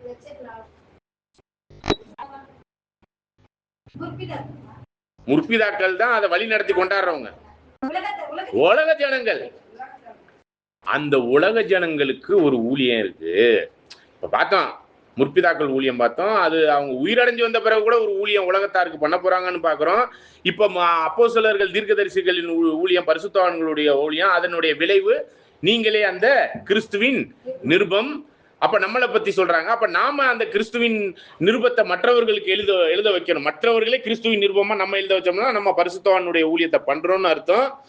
இதனுடைய நிறைவாக சபை முடிந்த பிறகு, சபை உயிர்த்தெழுந்து போன பிறகு ஒரு விஷயம் நடக்கும். முற்பிதாக்கள் எழுந்து வந்து அவர்கள் உலகத்தாரை தேவனுக்கேற்ற மகிமையான பாத்திரங்களாக ஜீவ புஸ்தகத்தில் அவர்களுடைய பேர் எழுதத்தக்க வகையில் அவர்களை இந்த உலகத்திற்குரிய ஜீவியத்திலிருந்து, பொய் உலகத்தின் ஜீவியத்திலிருந்து உண்மை உலகமாகிய புதிய வானம் புதிய பூமிக்குரிய ஜீவிகளாக, தேவனுடைய ராஜ்யத்தின் பிள்ளைகளாக அவர்களை என்ன பண்ணுவார்? தேவன் முற்பிதாக்களின் ஊழியத்தின் மூலம் அவர்களை வழி நடத்துவார். அந்த தருணத்துல முற்பிதாக்களுடைய ஊழியத்தின் தருணம் முடியும் போது, அல்லது அந்த ஊழியங்கள் செய்து கொண்டிருக்கிற படுற தருணத்துல தான் ஒரு ஊழியம் இருக்கு. அந்த ஊழியத்துக்கு பேர் என்ன? இன்னைக்கு சப்ஜெக்ட் இப்பதான் 41 நிமிஷம் ஆயிடுச்சு இந்த சப்ஜெக்ட் தலைப்புக்குள்ள வர்றதுக்கு, இதை புரிந்து கொள்வதற்கு. சரிங்களா? செம்மறி ஆட்டு. சரி, செம்மறி ஆடு யாரு?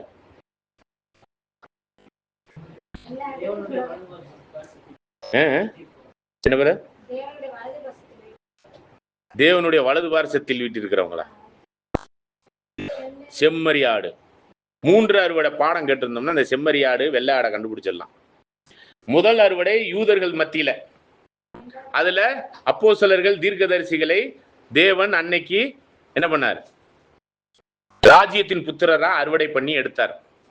அது யூதர்கள் மத்தியில. இது மத்தேயு 13ஆம் அதிகாரத்துல 36வது வசனம் நினைக்கிறேன், படிங்க. மத்தேயு 13ஆம் அதிகாரம் 36ஆம் வசனம்.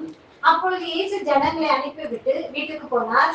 அவருடைய சீஷர்கள் அவரிடத்தில் வந்து, நிலத்தின் கலைகளை பற்றிய உவமையை எங்களுக்கு வெளிப்படுத்த வேண்டும் என்று கேட்டார்கள்.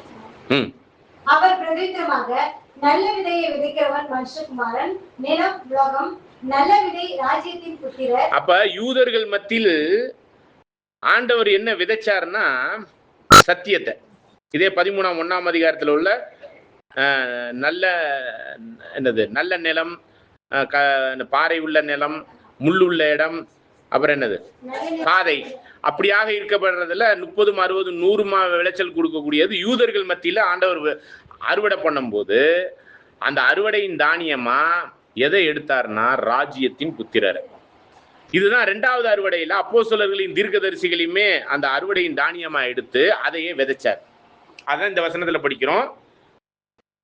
நல்ல விதை கலை ஓமையில இது கலை ஓமைங்கிறது விசேஷ விதமாய் புறஜாதிகளுக்கான ஒரு அறுவடை. அது இப்ப நடந்து முடிய போகுது, முடிஞ்சிருச்சுன்னு கூட சொல்லலாம். ஓகே, அப்ப அந்த ஒரு விஷயத்துல 1916 வரையும் அந்த அறுவடை முடிஞ்சிருச்சு. வயல்ல மிஞ்சி இருக்கிற தானியங்கள் தான் நாமெல்லாம் புறக்கப்பட்டுக்கிட்டு இருக்கிறோம். 1914 அப்புறம் இன்னைக்கு 2026, அப்படின்னா ஏறக்குறைய 112 வருஷமா வயல்ல மிஞ்சி சிந்தி இருக்கிற தானியங்கள் புறக்கப்பட்டு கொண்டிருக்கிற ரூத்தின் சரித்திரம் அப்படிங்கிற ஒரு விஷயத்துல செதறி இருக்கிற தானியங்கள் தான் நம்மளுடைய பொறுக்கப்படுதல் அப்படிங்கிற ஒரு விஷயம் இப்ப நடந்துகிட்டு இருக்கு. இந்த புறஜாதியாரினுடைய காலத்தில் பொது அறுவடையின் காரியத்துல உள்ள இந்த ஒரு விஷயத்துக்கு ஆண்டவர் விதைத்தது எதை அப்படின்னு கேட்டீங்கன்னா, கலை உவமையில எதை விதைச்சிட்டாரு? படிங்க. நல்ல விதை யூதர்கள் மத்தியில விதைக்கும் போது அந்த விதை எது? வசனம். சரிங்களா? ஏன்னா அந்த வசனத்தை படிச்சிருவோம். என்னங்க நீங்களா கட்டுக்கதை சொல்லியே நாங்க கேட்டுக்கணுமா? மத்தேயு 13 இல்ல 36 வந்து ராஜ்யத்தின் புத்திரர். சரிங்களா? மத்தேயு 13ல 18வது வசனத்தை படிங்க. மத்தேயு 13:18 ஆகையால் விதைக்கிறவனை பற்றிய உவமையை கேளுங்கள். ஒருவன் ராஜ்யத்தின் வசனத்தை கேட்டு அப்ப ராஜ்யத்தின் வசனத்தை கேட்டதுங்கிறது தான் அந்த வசனத்தை போட்ட போது அவர்கள் விளைவிக்க வரக்கூடியதுல 30-60 ஆண்டவர் விதைச்சது எதை? வசனத்தை. அவர் 3 வருஷ ஊழியத்துல விதைச்சது எதை விதைச்சாரு? அவர் இறந்து மரித்து உயிர் தெழுந்த பிறகு பெந்தகோஸ்தே நாள் முதல்ல அவர் எதை விதைச்சாரு? மனுஷகுமாரன் எதை விதைச்சாரு? கலை ஓமையில 37ல படிச்சோமே, அது என்னது? மனுஷகுமாரன். நிலம்ங்கிறது இந்த உலகம். கலை ஓமைங்கிறது நல்ல விதையை விதைச்ச பிறகு கலையை கொண்டாந்து சத்துருவானவன் விதைச்சிட்டு போயிருவாங்க போது அந்த நல்ல விதையை விதைச்சது மனுஷகுமாரன். அந்த நல்ல விதை எது? வசனம் சொல்லியிருக்க அந்த இடத்துல 2வது அறுவடையில ராஜ்யத்தின் புத்திரர். யார் அந்த ராஜ்யத்தின் புத்திரர்னா? 12 அப்போஸ்தலர்கள் மட்டும் இல்ல, ஆண்டவருடைய அறுவடையின் கால காரியங்கள்ல தேறினவர்கள். அவர்களே திரும்ப என்ன பண்ணிட்டாரு?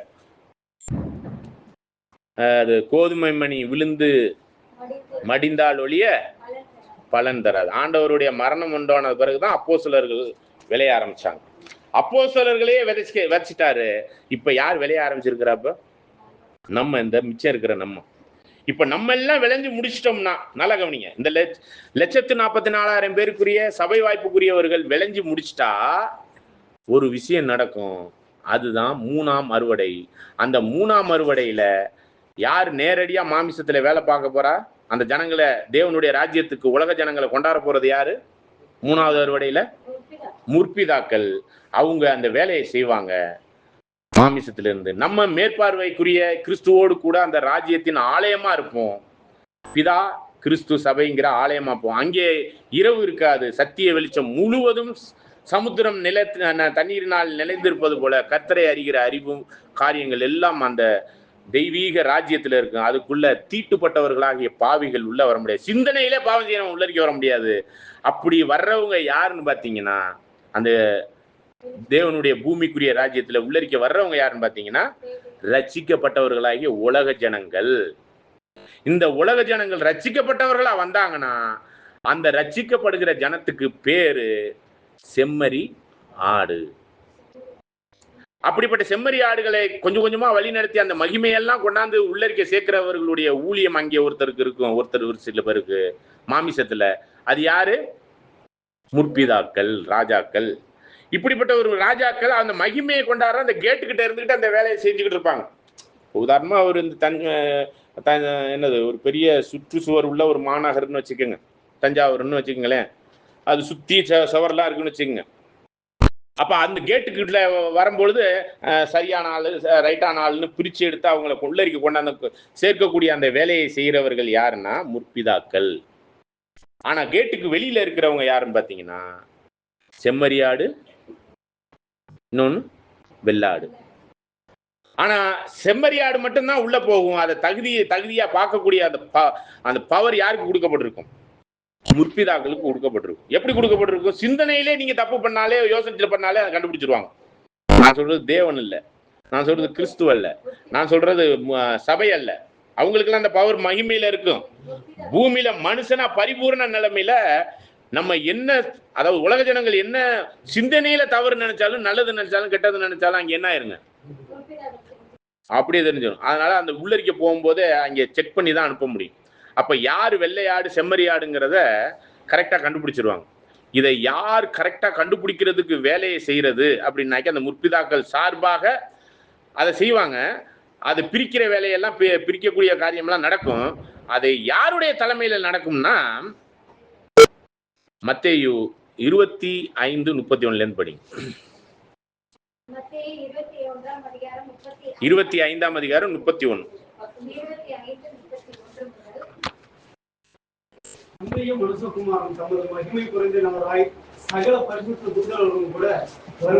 அதாவது வரும்போதுல வெளிப்படும் பொழுதுதான் அர்த்தம். அவர் ஆல்ரெடி சபையை உயிர்த்தல வச்சு எல்லார் மக்கள் மத்தியிலும் வெளிப்படுவாராம்.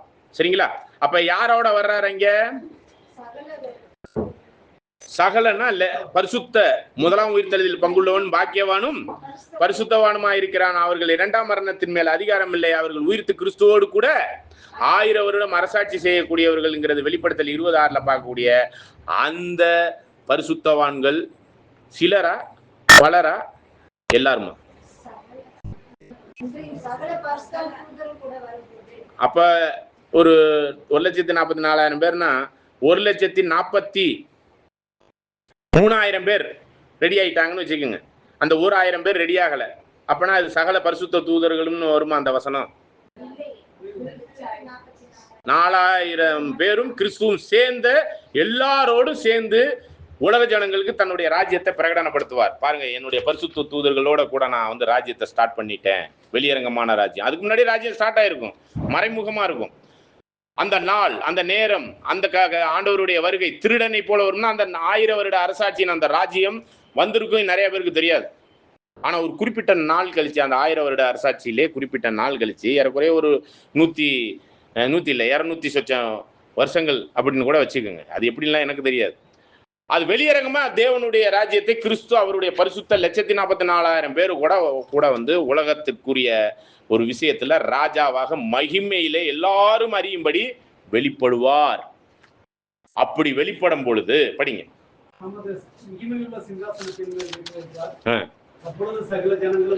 அப்பொழுது சகல ஜனங்களும், இதுல யார் அந்த சகல ஜனங்கள்? ஆதாமுக்குள்ள இறந்தவங்க அத்தனை பேரும். அதுல ஒரு குரூப் என்ன ஆயிட்டாங்க, உயிர்த்தெழுந்து பரிசுத்த தூதர்களாக கிறிஸ்துவோடு ராஜ்யத்தை வெளியரங்கமா கொண்டாந்துருப்பாங்க. அந்த ராஜ்யத்துல பிதா, கிறிஸ்து, சபை பூமியில ஆலயமாக காணப்படுவார்கள். அங்கே இரவு இருக்காது, துன்பம் துயரம் எல்லாம் இருக்காது, எப்பொழுதும் சந்தோஷத்துக்குரிய வெளிச்சம் இருக்கும். அப்பொழுது ரட்சிக்கப்படுகிறவர்கள் உள்ளே வருவார்கள் பார்த்தோம் இல்லையா? அந்த உள்ள வர்றவங்களை செம்மறியாட்டு கூட்டத்தை மட்டும்தான் உள்ள விடுவாரு, வெள்ளாட்டு கூட்டத்தை வெளியே தான் வச்சிருப்பாங்க. அப்படியாக கேட்ல இருந்து அவங்களை சரி பண்ணி அந்த மகிமைக்குரியவர்களை கொண்டாடுற வேலையை செய்யறது யாரு? முற்பிதாக்கள். சரிங்களா? அப்ப யாருடைய தலைமையில் இந்த ராஜ்யம் பூமியில செயல்பட்டு அந்த முற்பிதாக்கள் பூமியின் ராஜாக்கள் இருந்து அதை என்ன பண்ணுவாங்கன்னா செயல்படுத்துவாங்க. அதை எப்படி செயல்படுத்துவாங்கன்னு இதுல போட்டிருக்கு. தொடர்ந்து மத்தேயுல படிங்க. அப்பொழுது சகல ஜனங்களும் அவருக்கு முன்பாக சேர்க்கப்படுவார்கள். மேய்ப்பனானவன் செம்மறியாடுகளையும் வெள்ளாடுகளையும் வெவ்வேறாக பிரிக்கிறது போல அவர்களை அவர் பிரித்து, அப்போ அவர்களை அவர் பிரித்தனா நேரடியா அவர் பிரிப்பாருங்கிற அர்த்தத்துல நீங்க எடுத்துக்க வேணாம். அதுல பரிசுத்தவான்களோடு கூட வர்றார், முற்பிதாக்களும் வந்திருப்பாங்க. அவர்களுடைய செயல்பாடாக இருந்து அது என்ன பண்ணப்படும்னா வெள்ளையாடு செம்மறியாடாக ராஜ்யத்திற்குரியவர்கள் எல்லாம் சேர்ந்துதான் அதை பிரிப்பாங்க. சரிங்களா? அப்ப இந்த வெள்ளையாடு செம்மறியாடுங்கிற இந்த 2 குரூப்பும் எந்த ஜனங்களை குறிக்குது? அது வலது பக்கம் செம்மறியாடு, இடது பக்கம் வெள்ளாடு. அந்த 2 குரூப்பும் சேர்த்து ஒரு வரி வந்திருக்கு. அதுல இல்ல அதுக்கு முன்னாடி சகல ஜனங்களும் தான் இந்த வெள்ளையாடும் செம்மறியாடும். புரியுதா புரியலீங்களா? சகல ஜனங்களை தான் வெள்ளையாடு செம்மறியாட பிரிக்கிறார். இப்ப இந்த வெள்ளையாடு செம்மறியாடுனா என்னன்னு ஒரு கேள்வி கேட்டா என்ன சொல்லலாம்? இப்ப சகல ஜனங்கள் எங்க இருந்து உள்ள சகல ஜனங்கள்? இது ஆதாமுக்குள் வந்தவங்க அத்தனை பேரும், ஆதாமையும் சேர்த்துதான் இதுல வரும். ஜெகோவா விட்னஸ் ஆதாம் இல்லைம்பாங்க, ஆதாமுக்குள் எல்லாரும் சகல ஜனங்களும். இந்து, முஸ்லிம், கிறிஸ்தவன், பெரியாரு, ஏன் இதுல நம்மளுடைய ஆராய்ச்சியின்படி அதுல திரள் கூட்டமும் வரும். நம்மளுக்கு தெரிஞ்ச வரையும் நான் சொல்றேன். அதுல முற்பிதாக்கள் எல்லாமே, இவர்கள் எல்லாமா நீதிமானின் உயிர்த்தெழுதலை அடைகிறவர்கள். உயிர்த்தெழுதல் விசேஷ விதமா 2 வகையாக பிரிக்கப்படுது. முதலாம் உயிர்த்தெழுதலுக்கு பங்குள்ளவர்கள் பரிசுத்தவான்கள். மற்ற ஏனையர் எல்லாமே என்னன்னாக்கி நீதிமானின் உயிர்த்தெழுதல். அந்த நீதிமானின் உயிர்த்தெழுதல்ல யாரெல்லாம் இருப்பாங்கன்னா முற்பிதாக்கள் இருப்பார்கள், திரள் கூட்டம் இருக்கும், உலக ஜனங்களும் இருக்கும். அதுல ஒரு சில வரையறைகள் இருக்கும், மேலே கீழேங்கிற மாதிரி ஒரு படிநிலைமைகள் இருக்கும். அதுல டாப் லெவல்ல முற்பிதாக்கள், ஏன்னா பூமியில ராஜாக்கள். இந்த திரள் கூட்டம் தேவதூதர்களை போல இருப்பாங்க. அவங்க பரலோகத்துக்குரிய அந்த மகிமையான சரீரத்துக்குரிய அந்த சரீரத்தை அடையாவிட்டாலும் தேவதூதர்களுக்குரிய ஆவிக்குரிய சரீரத்தை உடையவர்களா இருப்பாங்க. மாமிச சரீரத்திலையும் இருக்கலாம், பூமியில வரும்போது ஆவிக்குரிய சரீரத்திலையும் இருக்கலாம். சரிங்களா? அதான் திரள் கூட்டத்துக்கான பவர். முற்பிதாக்கள் மாமிசத்துல இருப்பாங்கங்கிறது இந்த வசனத்துல நம்ம புரிந்து கொள்கிறோம். ஆனா தேவன் பிற்காலத்தில் எப்படிப்பட்ட மகிமை கொடுப்பார் என்று தெரியாது அப்படிங்கிறதா நிறைய வசனங்கள் நம்மளுக்கு சொல்லுது. அதனால பிற்காலத்துல அவங்க என்ன அடைவாங்க, என்ன மகிமை அடைவார்கள்னா மேன்மையான உயிர்த்தெழுதல் அடைவார்கள் இருக்கு. அது என்ன மேன்மைங்கிறது தேவன் இதுவரையும் வெளிப்படுத்தவில்லை. சபையை பத்தி தெரியும், கனமகிமை சாகாமைக்குரியவர்கள். திரள் கூட்டத்தை பத்தி தெரியும், அவர்கள் தேவதூதர்களை போல இருப்பாங்க. உலக ஜனங்களை பத்தி தெரியும், அவர்கள் மாமிசத்தில் எந்திரிச்சு வருவாங்க. இதே மாமிச சரீரத்துல பரிபூர்ண மனிதர்களாக வருவாங்க. ஆனா முற்பிதாக்கள் மாமிச சரீரத்துல தான் வருவாங்க. வந்து இந்த உலக ஜனங்களை எல்லாம் அந்த மகிமையெல்லாம் அந்த ராஜ்யத்துக்கு உட்படுத்துவார்கள். வெள்ளையா செம்மறியாட்டை மட்டும் என்ன பண்ணுவாங்க, உள்ளரிக்க கொண்டாடுவாங்க. தீட்டுப்பட்டவர்களை வெளியே வச்சிருக்கக்கூடிய அந்த ஒரு தன்மைக்குரிய பவர்லாம் அவங்களுக்கு இருக்கும். அப்படிப்பட்ட அந்த செம்மறியாட்டு கூட்டம் தான் உலகத்தாரிலிருந்து தேவனுக்கு ஏற்ற இரண்டாம் மரணத்திலிருந்து தப்பிக்கக்கூடிய, அல்லது அதிலிருந்து இரண்டாம் மரணத்துக்கு போக முடியாத அளவுக்கு தங்களை நித்திய ஜீவனுக்கு பாத்திரவானாக்கின ஒரு குறிப்பிட்ட ஜனங்கள் தான் இந்த வெள்ளையாட்டு கூட்டம், இல்லை செம்மறியாட்டு கூட்டம். சரிங்களா? செம்மறியாட்டு கூட்டம் தான் இது. சரிங்களா? அப்ப செம்மறியாட்டு கூட்டத்திற்குரிய ஒரு விஷயத்தை தான் நம்ம இந்த இடத்துல பார்க்கிறோம். பூமியிலே உள்ள எல்லாரும் யாரெல்லாம் சபையை விட்டுட்டு பிரேத குழியில் உள்ள அனைவரும் அவருடைய சத்தத்தை கேட்கும் காலம்னா ஆதாமிலிருந்து இனிமே பிறக்க போறவங்க வரை மாமிசத்துல உலக ஜனங்கள், கிறிஸ்தவர்கள், இந்துக்கள், பெரியாரிஸ்ட் எல்லாரும் எந்திரிச்சு வந்துருவாங்கன்னு அர்த்தம். திரள் கூட்டமும் இன்க்ளூட் பண்ணி தான் சொல்றோம். சரிங்களா? அப்ப அந்த செம்மறியாட்டு கூட்டம் அப்படிங்கிற ஒரு விஷயத்துல அதை பிரிக்கக்கூடிய ஒரு காரியமாக தான் பிரேதக்குழியில் உள்ள அனைவரும் எந்திரிச்சு வரும்போது அந்த சத்தியத்தையும் கற்றுக் கொடுக்கப்படும். ஏசாயா 26:9 வசனத்தின் பிற்பகுதியை பார்த்தீங்கன்னா அந்த நியாய தீர்ப்புனாலே என்னன்னாக்க சத்தியத்தை கற்றுக் கொடுப்பது தான் நியாய தீர்ப்பு. இந்த வசனத்துல படிச்சு பாருங்க. ஏசாயா 26:9 பிற்பகுதி.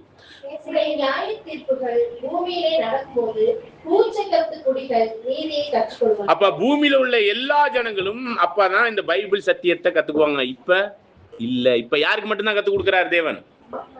1,44,000 பேர் ஆகிறவங்களுக்கு தான் இப்ப கத்துக் கொடுக்கிறார்.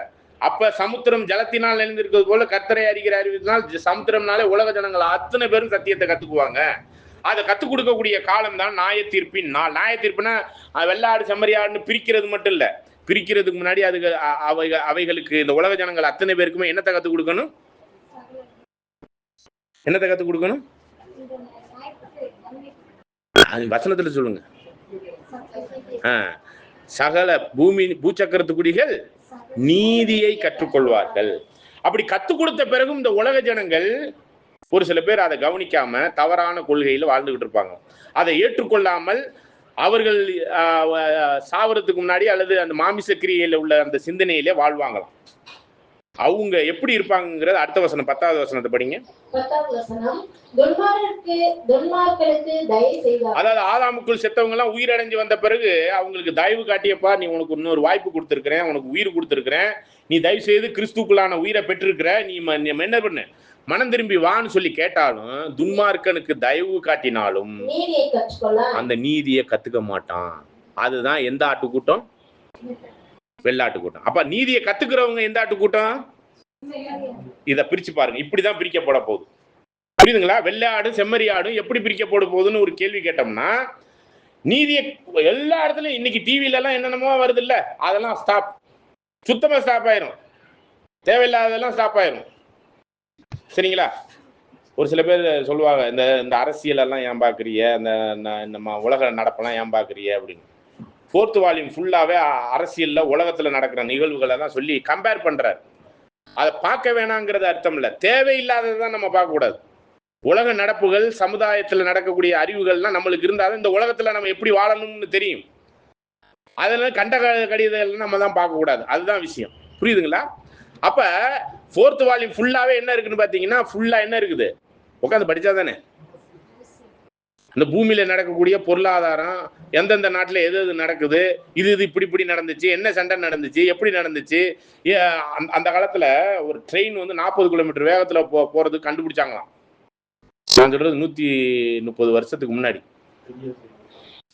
40 கிலோமீட்டர் வேகத்துல ட்ரெயின் போறத கண்டுபிடிச்சாங்க. அதுக்கு முன்னாடி 10 கிலோமீட்டர் 20 கிலோமீட்டர்ல தான் போயிட்டு இருந்துச்சான் ட்ரெயின். அது கண்டுபிடிச்சிட்டாங்கன்னு இன்னைக்கு சொல்றோம்ல புல்லட் ட்ரெயின், அது மாதிரி ஆச்சரியப்பட்டாங்களாம். புரியுதா இல்லையா? எக்ஸாம்பிளுக்கு சொல்றேன். அப்ப இதெல்லாம் வந்துகிட்டு இருக்கு. கடகடவென்று ஓடி அப்படின்னு ஒரு வசனம் இருக்கு, பைபிள்ல படிச்சிருக்கிறீங்களா? எங்க படிச்சு? கட கடவென்று ஓடி. இப்படிலாம் வசனம் இருக்கா? ட்ரெயின் போகும்போது என்ன சத்தம் வரும்? வருமா? அப்படி ஒரு ஒரு விஷயம் நடக்கும்னு நாகும் 2ஆம் அதிகாரத்துல இருக்கு, தேடி பாருங்களேன். இத நாகும் புத்தகத்துல எப்ப எழுதிட்டாங்க? 2600 வருஷத்துக்கு முன்னாடி எழுதிட்டாங்க. நாகும் 2ஆம் அதிகாரத்துல இருக்கா?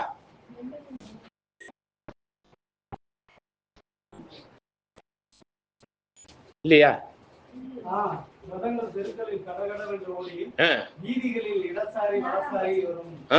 இது எது? ட்ரெயின் வருங்கிறத அப்ப 2500-600 வருஷத்துக்கு முன்னாடி எழுதிட்டாரு நாகும். புரியுதுங்களா? அப்ப அத ஆச்சரியமா பார்த்தாங்க. 40 கிலோமீட்டர் வேகத்துல ட்ரெயின் போகுது. இன்னைக்கு புல்லட் ட்ரெயின் எல்லாம் 300, 350, 400 கிலோமீட்டர் வேகத்துல போறதுக்கெல்லாம் இருக்குது இன்னைக்கு. எதுக்கு சொல்றேன்னா, இப்படிப்பட்ட ஒரு விஷயத்தெல்லாம் தேவன் என்ன பண்ணியிருக்கிறார்? தீர்க்க தரிசனமா சொல்லி அதனுடைய நிறைவுகள் நிறைவேறி கொண்டிருக்கிற காலத்துல நம்ம வாழ்ந்து கொண்டிருக்கிறோம் அப்படிங்கிறதுக்காக சொல்ல வர்றது. சரிங்களா? அப்ப இது எதுக்கு பார்க்க வந்தோம்? இந்த வெள்ளையாடு செம்மறியாடை பிரிக்கக்கூடிய ஒரு விஷயத்துல, இப்படிப்பட்ட விஷயத்துல எதை நாம் பயன்படுத்த வேண்டும்? அப்ப பிரிக்கக்கூடிய ஒரு விஷயத்துல இந்த சமுதாயத்தில் நடக்கக்கூடிய காரியங்களை புரிஞ்சுக்கிட்டுறதுக்காக நியூஸ் பேப்பர் படிக்க கூடாதுன்னு பைபிள் ஸ்டூடெண்ட் கிட்ட, டிவி பார்க்க கூடாது, நியூஸ் பார்க்க கூடாதுன்னு சொல்றாங்க. 4th வால்யூம் ஃபுல்லாவே அதுதான் எழுதியிருக்கு. ஓபன் பண்ணி படிச்சு பார்த்தா தான் தெரியும். சரிங்களா?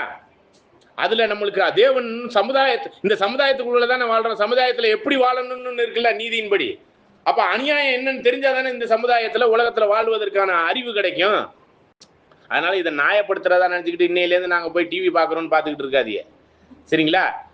அதுல உள்ள நன்மையானது. அப்ப அந்த டிவிங்கிற ஒரு விஷயமோ இல்ல மீடியாங்கிறதோ, யூடியூபோ, ஃபேஸ்புக்கோ, இன்ஸ்டாவோ, மற்ற என்னென்ன இருக்குதோ அறிவு பெருக்கத்துக்கான காரியம் எல்லாம் அந்த காலத்துல சமுத்திரம் ஜலத்தினால் கடற்கரையில போய் நின்று கடலை பாத்தீங்கன்னா எப்படி இருக்கும்? கடற்கரையில போய் நின்று கடலை பாத்தீங்கன்னா எப்படி இருக்குன்னு கேட்க, வெறும் தண்ணி தான். அது மாதிரி எங்க பார்த்தாலும் சத்தியம் தான் இருக்குமா. அசத்தியத்துக்கு ஏதுவான எந்த விஷயமே இருக்காதான். ஆனா யாருக்கிட்ட மட்டும் அசத்தியத்துக்குரிய கிரியை இருக்கும்னா, உயிரடைந்த மனிதர்கள் அந்த பழைய சிந்தனைக்குரிய அந்த பழைய காரியங்கள்லாம் மைண்ட்ல வச்சுக்கிட்டு உட்காந்துக்கிட்டு அந்த மகத்துவத்தை கவனிக்காம அந்த பழைய சிந்தனையில அந்த உலகம் 2ஆம் உலகம் சாத்தான உலகம் சூப்பரா இருந்துச்சு. இவர் என்னது நியாயம் நீதி நேர்மைன்னு சொல்லி நம்மளை டார்ச்சர் பண்றாரு. ஒரு சில வசனங்கள் இருக்கு, அதுல தொடர்ந்து படிச்சீங்கன்னா இருக்குது. அதுல ராஜாக்கள் கோவித்தார்கள்,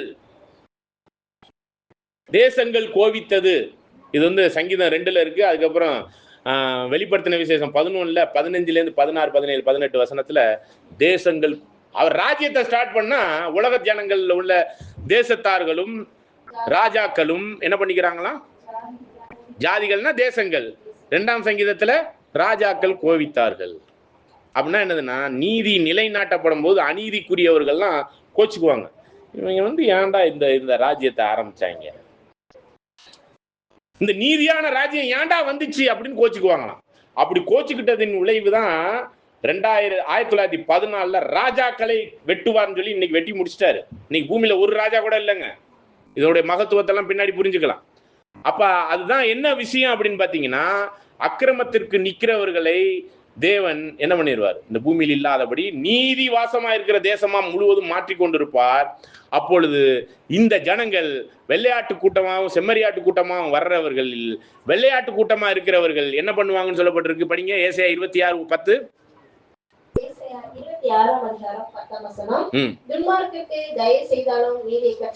அப்ப நீதி இருக்கும் எங்க பார்த்தாலும், அதுதான் அநீதியே இருக்காது பூமியில. ஆனா இவங்க மைண்ட்ல மட்டும்தான் அநீதி இருக்கும். அதனால அவங்க என்ன பண்ண மாட்டாங்களா? நீதினா என்னது கத்துக்கிறது? சத்தியத்தை கத்துக்கிறது. சமுத்திரம் பற்றமில்ல, சமுத்திரம் அறிகிற அறிவின் நீதிக்குரிய காரியங்களுக்குள்ளாக. அதான் நியாயத்தை பின்னாளிலே பூச்சக்கரத்து குடிகள் நீதியை கற்றுக்கொள்வார்கள். ஆனா ஒரு குரூப் வெள்ளையாட்டு கூட்டம் அதை கற்றுக்கொள்ளவே மாட்டாங்க. எந்த ஒரு விஷயத்தையும் நல்லதோ கெட்டதோ கத்துக்கிட்டாதானே செய்ய முடியும். திருடுறான், தெளிவா திருடுறது கத்திருந்தானா மாட்டாம வருவான். அவன் திருந்தவும் மாட்டான். விடுங்க. நான் என்ன சொல்ல வரேன்னா, திருடன் தெளிவா திருடுறத கத்திருந்தாதான் திருடும் போது மாட்டிக்காம வர முடியும்.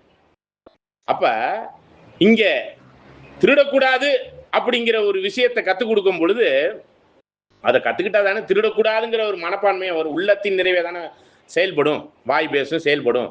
அப்ப அவங்க உள்ளத்தின் நிறைவிலே இந்த நீதியை கத்துக்கொள்ளாம திருடணுங்கிற எண்ணத்திலே இருக்கிறவன் நீதியை கத்துக்குவானா? அவன் கத்துக்க மாட்டான். அந்த ரெண்டாம் உலகம், சாத்தானுடைய உலகம் எவ்வளவு ஜாலியா இருந்துச்சு. கொலை, கொள்ளை, திருட்டு, பொய், வேசி, மார்க்கம் என்னென்ன பண்ணும் ஜாலியா இருந்துச்சு. இந்த நீதிய ராஜ்யத்துல ஒண்ணு கூட தப்பு பண்ண முடியலையே. ஆனா அந்த அநியாயம், அக்கிரமம் மைண்டுக்குள்ள இருக்கும். புரியுதுங்களா? அதுதான் நீதியை கற்றுக்கொள்ளான். தொடர்ந்து வாசிங்க. நீதியை கற்றுக்கொள்ளான், நீதியுள்ள தேசத்திலும் அவன் அநியாயம் செய்து. நீதியுள்ள தேசத்திலும் அவன் அநியாயம். அப்பனா புதிய வானம் புதிய பூமி தான் 2 பேதுரு 3:13 படி நீதி வாசமாயிருக்கிற புதிய வானம் புதிய பூமியிலுமே அவன் என்ன பண்ணுவானா? கத்துக்கொள்ளாதனால, நீதியை கத்துக்கொள்ளாதனால அநீதியான கிரியைகளுக்குரியதை அநியாயம் செய்து கர்த்தர் 1000 வருட அரசாட்சியின் 2ஆம் வருகையின் மகத்துவத்தை கவனிக்காம, அதை புரிந்து கொள்ளாமல், அதை அறிந்து கொள்ளாமல், படிங்க. நீதியுள்ள தேசத்திலும் அவன் அநியாயம் செய்து கர்த்தருடைய மகத்துவத்தை கவனியாதே போகிறான். அந்த கவனிக்காம போற கூட்டத்துக்கு பேரு தான் என்ன ஆட்டு கூட்டம்? வெள்ளாட்டு கூட்டம். இதை கவனிச்சு கீழ்ப்படிந்து அதற்கேற்ற ஒரு ஜீவியத்தை ஜீவிக்கக்கூடிய ஒரு கூட்டம் தான் என்ன கூட்டம்? செம்மறியாட்டு கூட்டம். இதை இப்படிதான் பிரிக்க போறார். தொடர்ந்து வாசிக்கலாம் பாருங்க. கர்த்தாவே உம்முடைய கை ஓங்கி இருக்கிறது. கர்த்தாவே உம்முடைய கை ஓங்கி இருக்குது அப்படின்னா என்னதுங்க அர்த்தம்? பவரா இருக்குது. ராஜ்யத்தில் 2ஆம் வருகையில் கிறிஸ்து 1000 வருட அரசாட்சியின் மகத்துவம் உள்ள ராஜ்யத்தை வெளியரங்கமா நடப்பிக்கிறா காலம் அப்படின்னு சொல்றார். ஓங்கி இருக்கிறது.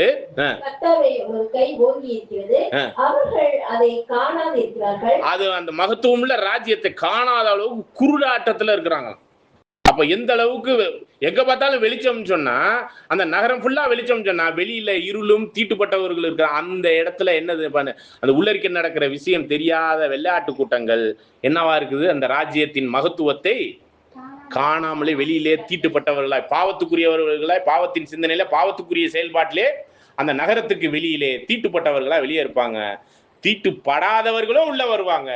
அதை பிரித்து சரியான முறையில் வெள்ளையாடு செம்மறியாடாக பிரிக்கக்கூடிய ஒரு காலகட்டத்தை தான் இந்த இடத்த சொல்லுது. தொடர்ந்து ஆனாலும் உமது ஜனத்துக்காக நீர் கொண்ட வைராக்கியத்தை கண்டு வெட்கப்படுவார்கள். நீர் ஆனாலும் ஒரு குரூப், இந்த வெள்ளாட்டு கூட்டம் ஒரு குரூப் இருக்கும். பிரிக்கப்படும் போது இந்த செம்மறியாட்டு கூட்டம் தான் யாருடைய கூட்டமா சொல்றாரு?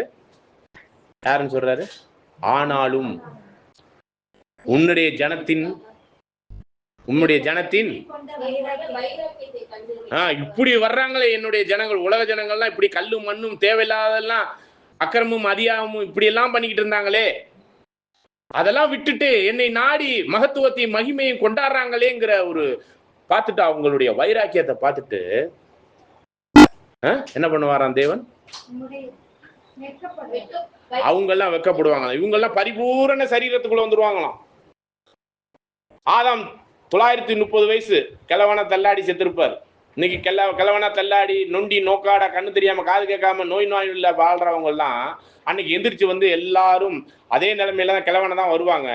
அவர்கள் இந்த சத்தியத்தை கேட்டு கேட்டு கேட்டு உள்ளரிக்க வர வர தீட்டெல்லாம் கழிஞ்சு, பாவமெல்லாம் கழிஞ்சு அவங்க பரிபூரண சரீரமாக அந்த ராஜ்யத்தின் பட்டணத்துக்குள்ள வருவாங்க. கிறிஸ்துவின் ராஜ்யம் இருக்கக்கூடிய பட்டணத்துக்குள்ள வருவாங்க. அப்ப பரிபூரணமா வந்துருவாங்க. அதை பார்த்துட்டு எப்படா இவங்கெல்லாம் இப்படி எல்லாம் கரெக்டா இருக்கிறாங்க, நல்லா வாலிபத்துக்கு வந்துட்டாங்க, 90 வயசுல செத்த கிழவன் 30 வயசுக்கு வந்துட்டான், இப்படிலாம் ஆச்சரியப்படுவாங்களாம். அவங்கவுங்களுக்கு வீடு தனியா இருக்குமா, அவங்கவுங்களுக்கு திராட்சை தோட்டம் தனியா இருக்குமா, சிங்கம் மாட்டை போல புள்ள திங்குமா அந்த உள்ள, இப்படிலாம் நல்ல நல்ல விஷயமா அந்த நகரத்துக்குள்ள தேவனுடைய ராஜ்யத்துக்குள்ள நடக்குமா? தீட்டுப்பட்டவர்களோ அதை அந்த செயல்பாடை பார்த்து என்ன பண்ணுவாங்களா? இங்க என்ன சொல்லப்பட்டிருக்கு? அவர்கள் வெட்கப்படுவாங்களா. சே, அங்கே போனோம்னா நல்லா இருக்கும் போல இருக்கு. அந்த பழைய உலகத்துல வாழ்ற சிந்தனையில நம்ம தீட்டுப்பட்டவர்களா வெளியில வெள்ளாட்டு கூட்டமா இருக்கிறோமே, இப்ப நம்ம என்ன பண்ணலாம்? உள்ள போலாமா வேணாமா? பாவத்தை உடனே விட முடியாத, என்ன பண்றது, இப்படி ஒரு சிந்தனையில இருப்பாங்களாம். அதான் வெட்கப்படுவார்கள். வெட்கப்படுறவன் எவனா இருப்பான் இந்த உலகத்துல? இது அநீதி நிறைந்த உலகம் தான். தப்பு பண்ணவன் பிடிப்பட்டா எப்படி போடுவான்? அந்த மாதிரி வெக்கத்துல இருப்பாங்க. தப்பு செஞ்சவனுக்கு தானே வெக்கம். நீதியின்படி மனம் திரும்பி வந்துட்டானா அவனுக்கு வெக்கங்கிறத காரியத்தை தேவனே கிறிஸ்துவின் மூலம் அவருடைய ரத்தத்தை கொண்டு கழுவி எடுத்துடுறார். தொடர்ந்து வாசிக்கலாம். அப்ப யார அந்த அக்னி பட்சிக்கும்?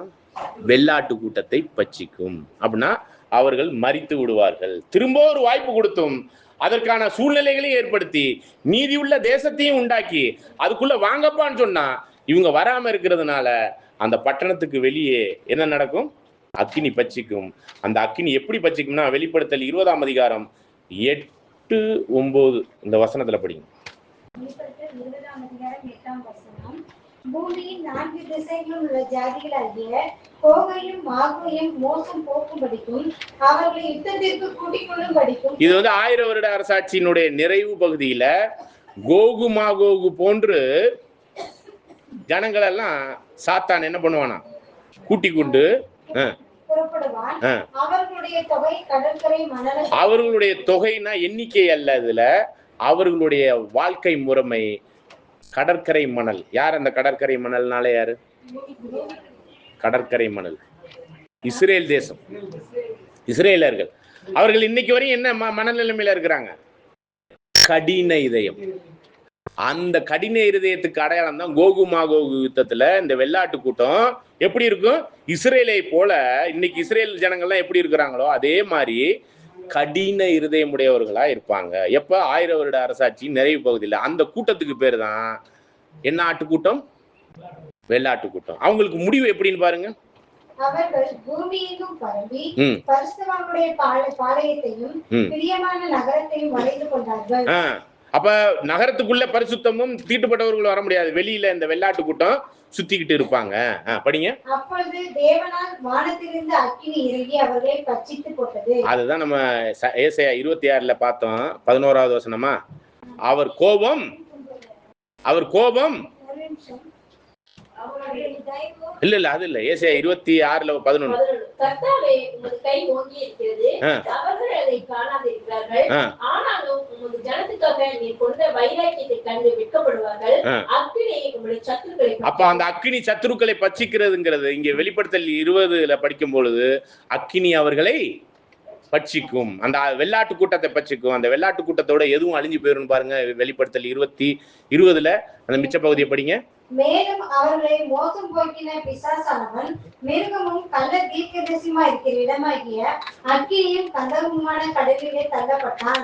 அவர்கள் இரவும் பகலும் சதா காலங்களிலும் பாதிக்கப்படுவார்கள். அதாவது இந்த இரவும் பகலும் சதா காலத்தில்னா, இரவுனா இன்பம் துன்பம், சதா காலத்திற்கும் நித்திய 2ஆம் மரணத்துக்குள் அழிந்து போயிருப்பார்கள். இது ஒரு அடையாள பாஷையில் சொல்லப்பட்டிருக்கு. சரி, ஓகே. இப்ப நம்ம திரும்ப வந்துடலாம். மத்தேயு 31ஆம் அதிகாரத்துல அந்த வெள்ளையாட்டு செம்மறியாடு கூட்டம் யாருன்னு பார்த்தோம்னா முழு உலக ஜனங்கள்.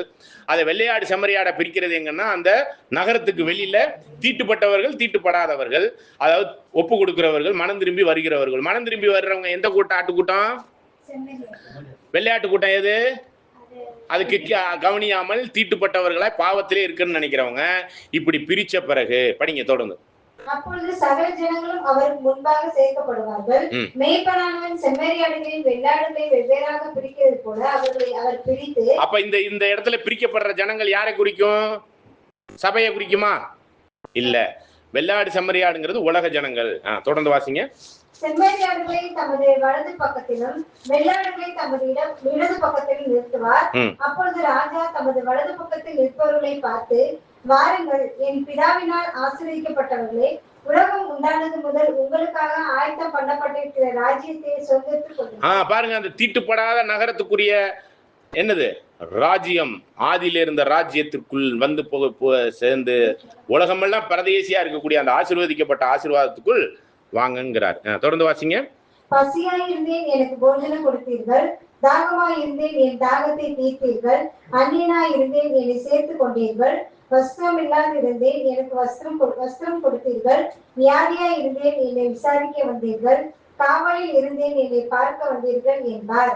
அப்பொழுது நீதிமான்கள் அவருக்கு பிரதித்திரமாக, ஆண்டவரே இப்ப இந்த நீதிமான்கள்ங்கிறது எந்த ஆட்டுக்கூட்டம்? செம்மறி ஓகே, இதெல்லாம் மைண்ட்ல வச்சுக்கோங்க. அதனாலதான் நீதிமானினுடைய உயிர்த்தெழுதலின் பங்குல யார் வந்துடுறா? செம்மறியாட்டு கூட்டம் வந்துடுது. படிங்க. நீதிமான்கள் அவருக்கு பிரதியுத்தரமாக, ஆண்டவரே, நாங்கள் எப்பொழுது உம்மை பசியுள்ளவராக கண்டு உமக்கு போஜனம் கொடுத்தோம்? எப்பொழுது உம்மை தாகம் உள்ளவராக கண்டு உம்முடைய தாகத்தை தீர்த்தோம்? எப்பொழுது உம்மை அந்நியராக கண்டு உம்மை சேர்த்து கொண்டோம்? எப்பொழுது உம்மை வஸ்திரம் இல்லாதவராக கண்டு உமக்கு வஸ்திரம் கொடுத்தோம்? எப்பொழுது உம்மை வியாதி உள்ளவராகவும் காவலில் இருக்கிறவராகவும் கண்டு உம்மிடத்தில் வந்தோம் என்பார்கள். அப்ப இது எல்லாமே ஆண்டவர் ஜெயிலையும் நோயிலையும் எங்கேயாச்சும் இருந்திருக்கிறாரா? எங்கேயுமே இருந்தது இல்லையே. அவர் பூமியில இருந்தாலும் சரி, மகிமையில இருந்தாலும் சரி, லோகாசா ஆதியில இருந்ததுலையும் சரி, எப்பயுமே அப்படி இருந்தது இல்லையே. ஆனா நம்முடைய பாவம், நம்முடைய சிறையிருப்பு, நம்முடைய தாகம், நம்முடைய பசி, இதெல்லாம் என்னது? பசினாலே என்னங்க? ஆவிக்குரிய சத்திய பசி இருக்கு இல்லையா? அப்ப அந்த காலத்துல ஒரு விஷயம்தான் இருக்கும். என்னதுன்னா, சத்தியத்தை மற்றவர்களுக்கு சமுத்திரத்தை ஜலத்தினால் நிறைந்திருக்கும் போது கர்த்தரை அறிகிற அறிவின் சத்தியத்தை மற்றவர்களுக்கு கொண்டு போய் சேர்க்கக்கூடிய அந்த வேலை தான் அங்க இருக்கும். அங்க லிட்டரலான பசி இருக்காது, லிட்டரலான தாகம் இருக்காது, லிட்டரலான ஜெயில் இருக்காது, லிட்டரலான நோய்வாய்ப்பட்டு இருக்கிறதெல்லாம் இருக்காது. அதுதான் ராஜ்யத்துல எதுவுமே இருக்காதுன்னு பாக்குறோம். அங்க எது இருக்காது? ஆஸ்பத்திரி இருக்காது, நீதிமன்றம் இருக்காது, ஜெயில் இருக்காது, சிறையிருப்பு இருக்காது, நோய் இருக்காது, டாக்டரே இருக்க மாட்டாரு. அப்படின்னா இதெல்லாம் எங்க இருக்கும்? பசி இருக்கிறதெல்லாம் எங்க இருக்கும்? எதுல பசி இருக்கும்? இந்த சத்திய பசி. இப்ப நம்மளுக்கு கிடைச்சிக்கிட்டு இருக்கிறது இந்த உலக ஜனங்களுக்கு இல்ல. அப்ப இல்ல, அந்த மூன்றாம் உலகத்தினுடைய மகத்துவமுள்ள ராஜ்யத்துல அநேகர் இந்த சத்தியத்தின் பசியோடும் சத்தியத்திற்குரிய தாகத்தோடும் பாவத்தின் சிறையிருப்பாகிய ஜெயிலையும் பாவத்திற்குரிய நோய்வாய்ப்பட்டிருக்கிற அந்த நோயினாலும் பாவத்தின் நோயினாலும் இருக்கிறவர்களை ஆதாயப்படுத்தி கொண்டாடக்கூடிய ஒரு ஊழியம் இருக்கும். புரியுதுங்களா? அவர்கள் சாகும்போது 90 வயசுல வயசானவர்களா இருப்பாங்க. இந்த சத்தியத்தை கேட்க கேட்க வாலிபத்துக்கு திரும்புவாங்க. அப்ப வாலிபத்துக்கு திரும்புறதுக்கு எதை கொடுக்கணும்? சத்திய அறிவையும் பாவ மன்னிப்புக்கான சத்தியத்தின் போதனையையும் இதெல்லாம் கொண்டு போய் சேர்க்க வேண்டியவங்க யாருன்னு பாத்தீங்கன்னா, முற்பிதாக்கள் மூலமா மாமிசத்துல இந்த வெள்ளையாட்டு கூட்டம் செம்மறியாட்டு கூட்டம் இந்த ஊழியத்தை பண்ணிக்கிட்டு இருக்கும். அப்ப செம்மறியாட்டு கூட்டத்தினுடைய ஒரு ஊழியம் இருக்குன்னாக்க, இவர்கள் யாருக்கு தாகமா இருக்கிறாங்க? ஆண்டவர் தாகமா இருக்கிறதா சொல்றாரு. அப்ப நீங்க எப்ப ஆண்டவரை தாகமா இருந்தீங்க? உங்களுக்கு தாகத்துக்கு தண்ணி கொடுத்தேன்னா அந்த தாகம் யாருக்கிட்ட இருந்துச்சுன்னு பாத்தீங்கன்னா, தொடர்ந்து வாசிங்க. எப்பொழுது உம்மை வியாதி உள்ளவராகவும் காவலில் இருக்கிறவராகவும் கண்டு உம்மிடத்தில் வந்தோம் என்பார்கள். அதற்கு ராஜா பிரதியுத்தரமாக, மிகவும் சிறியவர்களாகிய என் சகோதரரான இவர்களில் பாருங்க, மிகவும் சிறியவர்களாகிய சகோதரர்களாகிய இவர்களை. இது யார் இந்த குரூப்? சிறுமந்தையாகிய என் சகோதரர் என்று சொன்னது யாரை மட்டும்தான் சொல்லி இருக்கிறாரு? அந்த சபை வாய்ப்புல உள்ள உங்களுக்கு செஞ்சதெல்லாம் எனக்கே செய்தீர்கள். அப்ப இது இந்த சகோதரர்களாகிய சபை வாய்ப்புக்குரியவர்களுக்கு இந்த உலக ஜனம் இப்ப ஏதாச்சும் செய்தா? இப்ப நம்ம சபை வாய்ப்புக்கு ஓடிக்கிட்டு இருக்கிறோம்னா நமக்கு இந்த உலக ஜனம் ஏதாச்சும் செய்தா? இல்லை. அப்ப பரிசுத்த தூதரோடு கூட ராஜ்யத்துல வெளியரங்கமா வரும்போது அவங்க எதற்காக அந்த ராஜ்யத்தை எடுத்துக்கிட்டு பூமிக்கு அந்த ராஜ்யத்தை பிரகடனப்படுத்த வந்தாங்கன்னா, இந்த உலக ஜனங்களை செம்மறியாட்டு கூட்டமாக கொண்டாடுறதுக்காக தான் வந்திருக்கிறாங்க. அப்ப அந்த செம்மறியாட்டு கூட்டம் யாருக்கு அந்த ஊழியத்தை செய்யணும்? அந்த இடத்துல உலக ஜனங்களை மனம் திருப்பி கொண்டாடணும். அது யாருக்கு செஞ்சது? யாருக்கு செஞ்ச மாதிரி? சபை அந்த விருப்பப்பட்டு இந்த உலகத்தை தேவனுடைய ராஜ்யத்துக்குரியவர்களை மாத்துறதுக்கு அவங்க தலைமையில வந்திருக்கு இல்லையா? அந்த வெளியரங்கமான ராஜ்யத்துல முற்பிதாக்கள் பூமியிலிருந்து செயல்படுவாங்க இல்லையா? அதை செயல்படுத்துவதற்கு முழு பவரோட வந்து இருக்கிறது யாரு? கிறிஸ்துவும் சபையும். அந்த சபைக்கு செய்யற அந்த வேலை என்னன்னா, அவங்க செய்ய வேண்டிய வேலை என்ன? மாமிசத்துல வந்து செய்யணும். அது அவங்களால செய்ய முடியாது. அதுக்கு பதிலா இந்த செம்மறியாட்டு கூட்டம் வெள்ளாட்டு கூட்டமா இருக்கக்கூடிய அநீதியான ஜனங்களை எல்லாம் என்ன பண்ணுவாங்க? சரி பண்ணி கொண்டாடுவாங்க. அவங்களுக்கு சத்தியத்தை சொல்லி கொடுப்பாங்க. எப்படி? திமிர்வாதக்காரன் ஒரு வீட்டை பறிச்சுக்கிட்டு உள்ள இறக்குனாங்க. வெளியிலே இருந்திருந்தா, ஆனா அவங்க என்ன பண்ணாங்கன்னு பாத்தீங்கன்னா, அந்த 4-5 பேர் சேர்ந்துக்கிட்டு அவரை சரி பண்றதுக்கான பவர் யார்கிட்ட தான் இருக்குன்னு நினைச்சாங்க? ஆண்டவர்கிட்ட தான் இருக்கு. அப்ப அந்த மாதிரி அநீதியானவர்கள் எல்லாம் திமிர்வாத நோய் என்கிற பாவத்திற்குரிய ஆவிக்குரிய நோய்களால் பாதிக்கப்பட்டவர்கள் எல்லாம் கொண்டாந்து இந்த செம்மறியாட்டு கூட்டம் யாருக்கிட்ட சேர்க்கும்? ஃபுல் பவர்ல வந்திருக்கிற இந்த பரிசுத்தமான சபையாகிய 1,44,000 பேர்கிட்ட கொடுக்கும். அவங்கள்ட்ட கொண்டாந்து அவங்களெல்லாம் மனம் திரும்ப வைக்க யார் பசியா இருந்தது இந்த பசியை செய்யணும்னு அங்கேயே ஒருத்தவங்க இருப்பாங்க, ஒரு குரூப் வானத்துல. அவங்க தான் சபை. அந்த சபை வாய்ப்புல உள்ளவங்க இந்த உலக ஜனங்களை ரட்சிப்பதற்கு இந்த செம்மறியாட்டு கூட்டம் ஒரு ஊழியம் பண்ணும். அதுதான் என்னது? வெள்ளையாட்டு கூட்டத்தெல்லாம் பிரிச்சு அல்லது அதற்குரிய சத்தியத்தை சொல்லி கொண்டாந்து சேர்க்கக்கூடிய ஒரு ஊழியம். இதுதான் யாருடைய ஊழியம்? செம்மறியாட்டு கூட்டத்தினுடைய ஊழியம். அன்னைக்கு மாமிசத்தில் இருக்கக்கூடிய உலக ஜனங்களை தேவனுடைய ராஜ்யத்துக்குரியவர்களாய் சரி பண்ணி கொண்டாந்து சேர்க்கக்கூடிய ஒரு ஊழியம். அது யாருக்கு செய்யற ஊழியம்? அது சபைக்கு செய்யற ஊழியம். சபைக்கு செய்யற ஊழியம் யாருக்கு செய்யறது? கிறிஸ்துவுக்கு. கிறிஸ்துவுக்கு செய்யறது யாருக்கு செய்யறது? தேவனுக்கு செய்யறது. ஓகே, தொடர்ந்து வாசிங்க. அதற்கு ராஜா, மிகவும் சிறியவராகிய என் சகோதரனா இவர்களில் ஒருவனுக்கு நீங்கள் எதை செய்தீர்களோ அதை எனக்கே செய்தீர்கள் என்று மெய்யாகவே உங்களுக்கு சொல்கிறேன். அல்டிமேட்லி முற்பிதாக்களுக்கு அந்த மகிமையை கொண்டாடும் பொழுது, உலக ஜனங்களின் மகிமையை கொண்டாடும் போது அது அவருடைய சபைக்கு கொண்டாந்து கொடுக்குறாங்க, பரிசுத்த தூதர்களுக்கு. அவங்க யார்கிட்ட தான் கொண்டு போய் சேர்ப்பாங்க? கிறிஸ்து கிட்ட. கிறிஸ்து யார்கிட்ட கொண்டு போய் சேர்ப்பாங்க அந்த மகிமையை? தேவனுக்கிட்ட. படிங்க தொடர்ந்து. அப்பொழுது இடது பக்கத்தில் நிற்பவர்களை பார்த்து, இவங்க நீதியின் தேசத்துல அநியாயம் செய்து கர்த்தருடைய மகத்துவத்தை கவனிக்காமல் இரண்டாம் மரணத்துக்குரிய ஜீவியத்தில் திரும்பவும் ஒரு வாய்ப்பு கிடைத்தோம். அதுலயும் மனம் திரும்பாம பாவத்தின் சிந்தனையிலே அந்த நகரத்துக்கு வெளியேவே, அந்த ராஜ்யத்தின் மகத்துவத்திற்கு வெளியேவே, வெளியரங்கமான ராஜ்யத்திலும் அவர்கள் நீதி உள்ள தேசத்திலும் அநியாயம் செய்து, புதிய வானம் புதிய பூமியிலும் இவர்கள் உயிரடைந்து வந்து அநியாயம் செய்கிறதுனால அவர்களுக்கு பேர் என்னது? வெள்ளையாட்டு கூட்டம். படிங்க. இவங்க என்ன ஊழியம் செய்யலன்னு பாருங்க. படிங்க. அப்பொழுது இடது பக்கத்தில் நிற்பவர்களை பார்த்து அவர், சபிக்கப்பட்டவர்களே, என்னை விட்டு பிசாசுக்காகவும். ஆதாமுக்குள் இந்த பூமியும் உலகமும் சபிக்கப்பட்டது.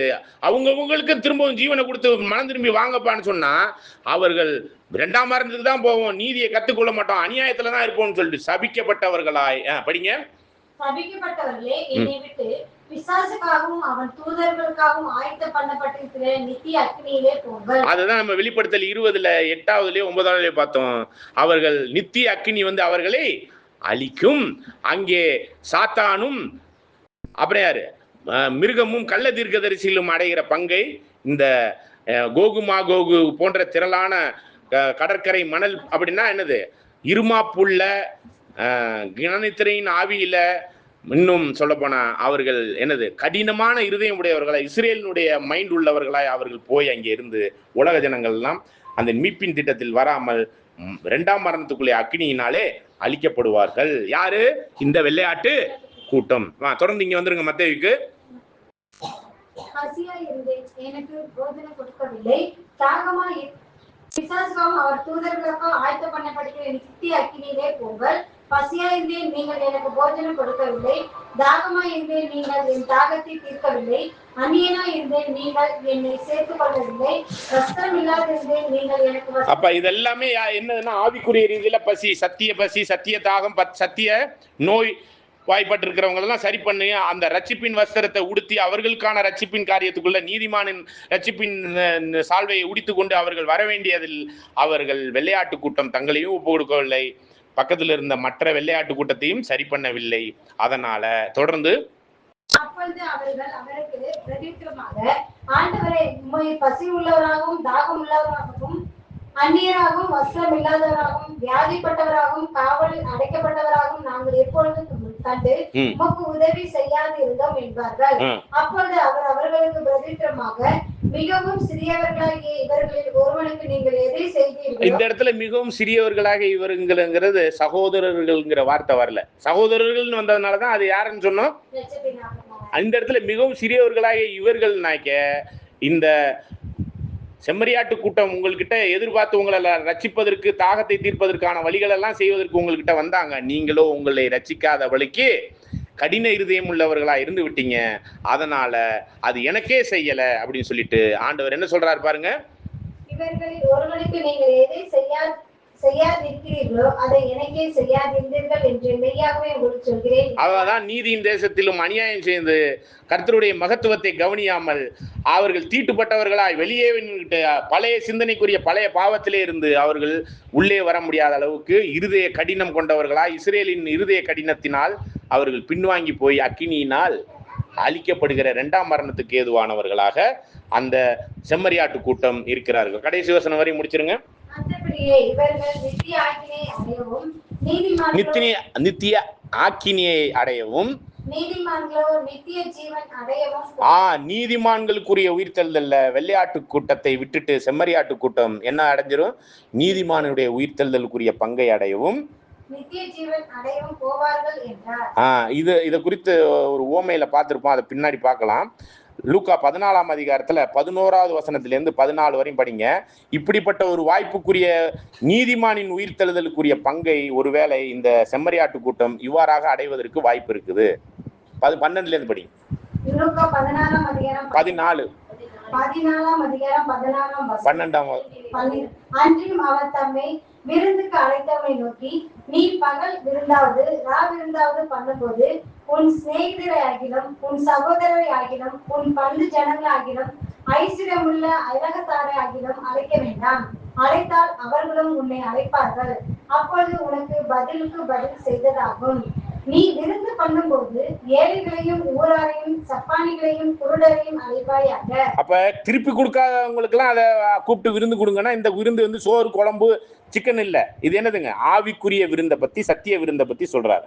அப்பொழுது நீ பாக்கியவனாய் இருப்பாய், அவர்கள் உனக்கு பதில் செய்ய மாட்டார்கள்.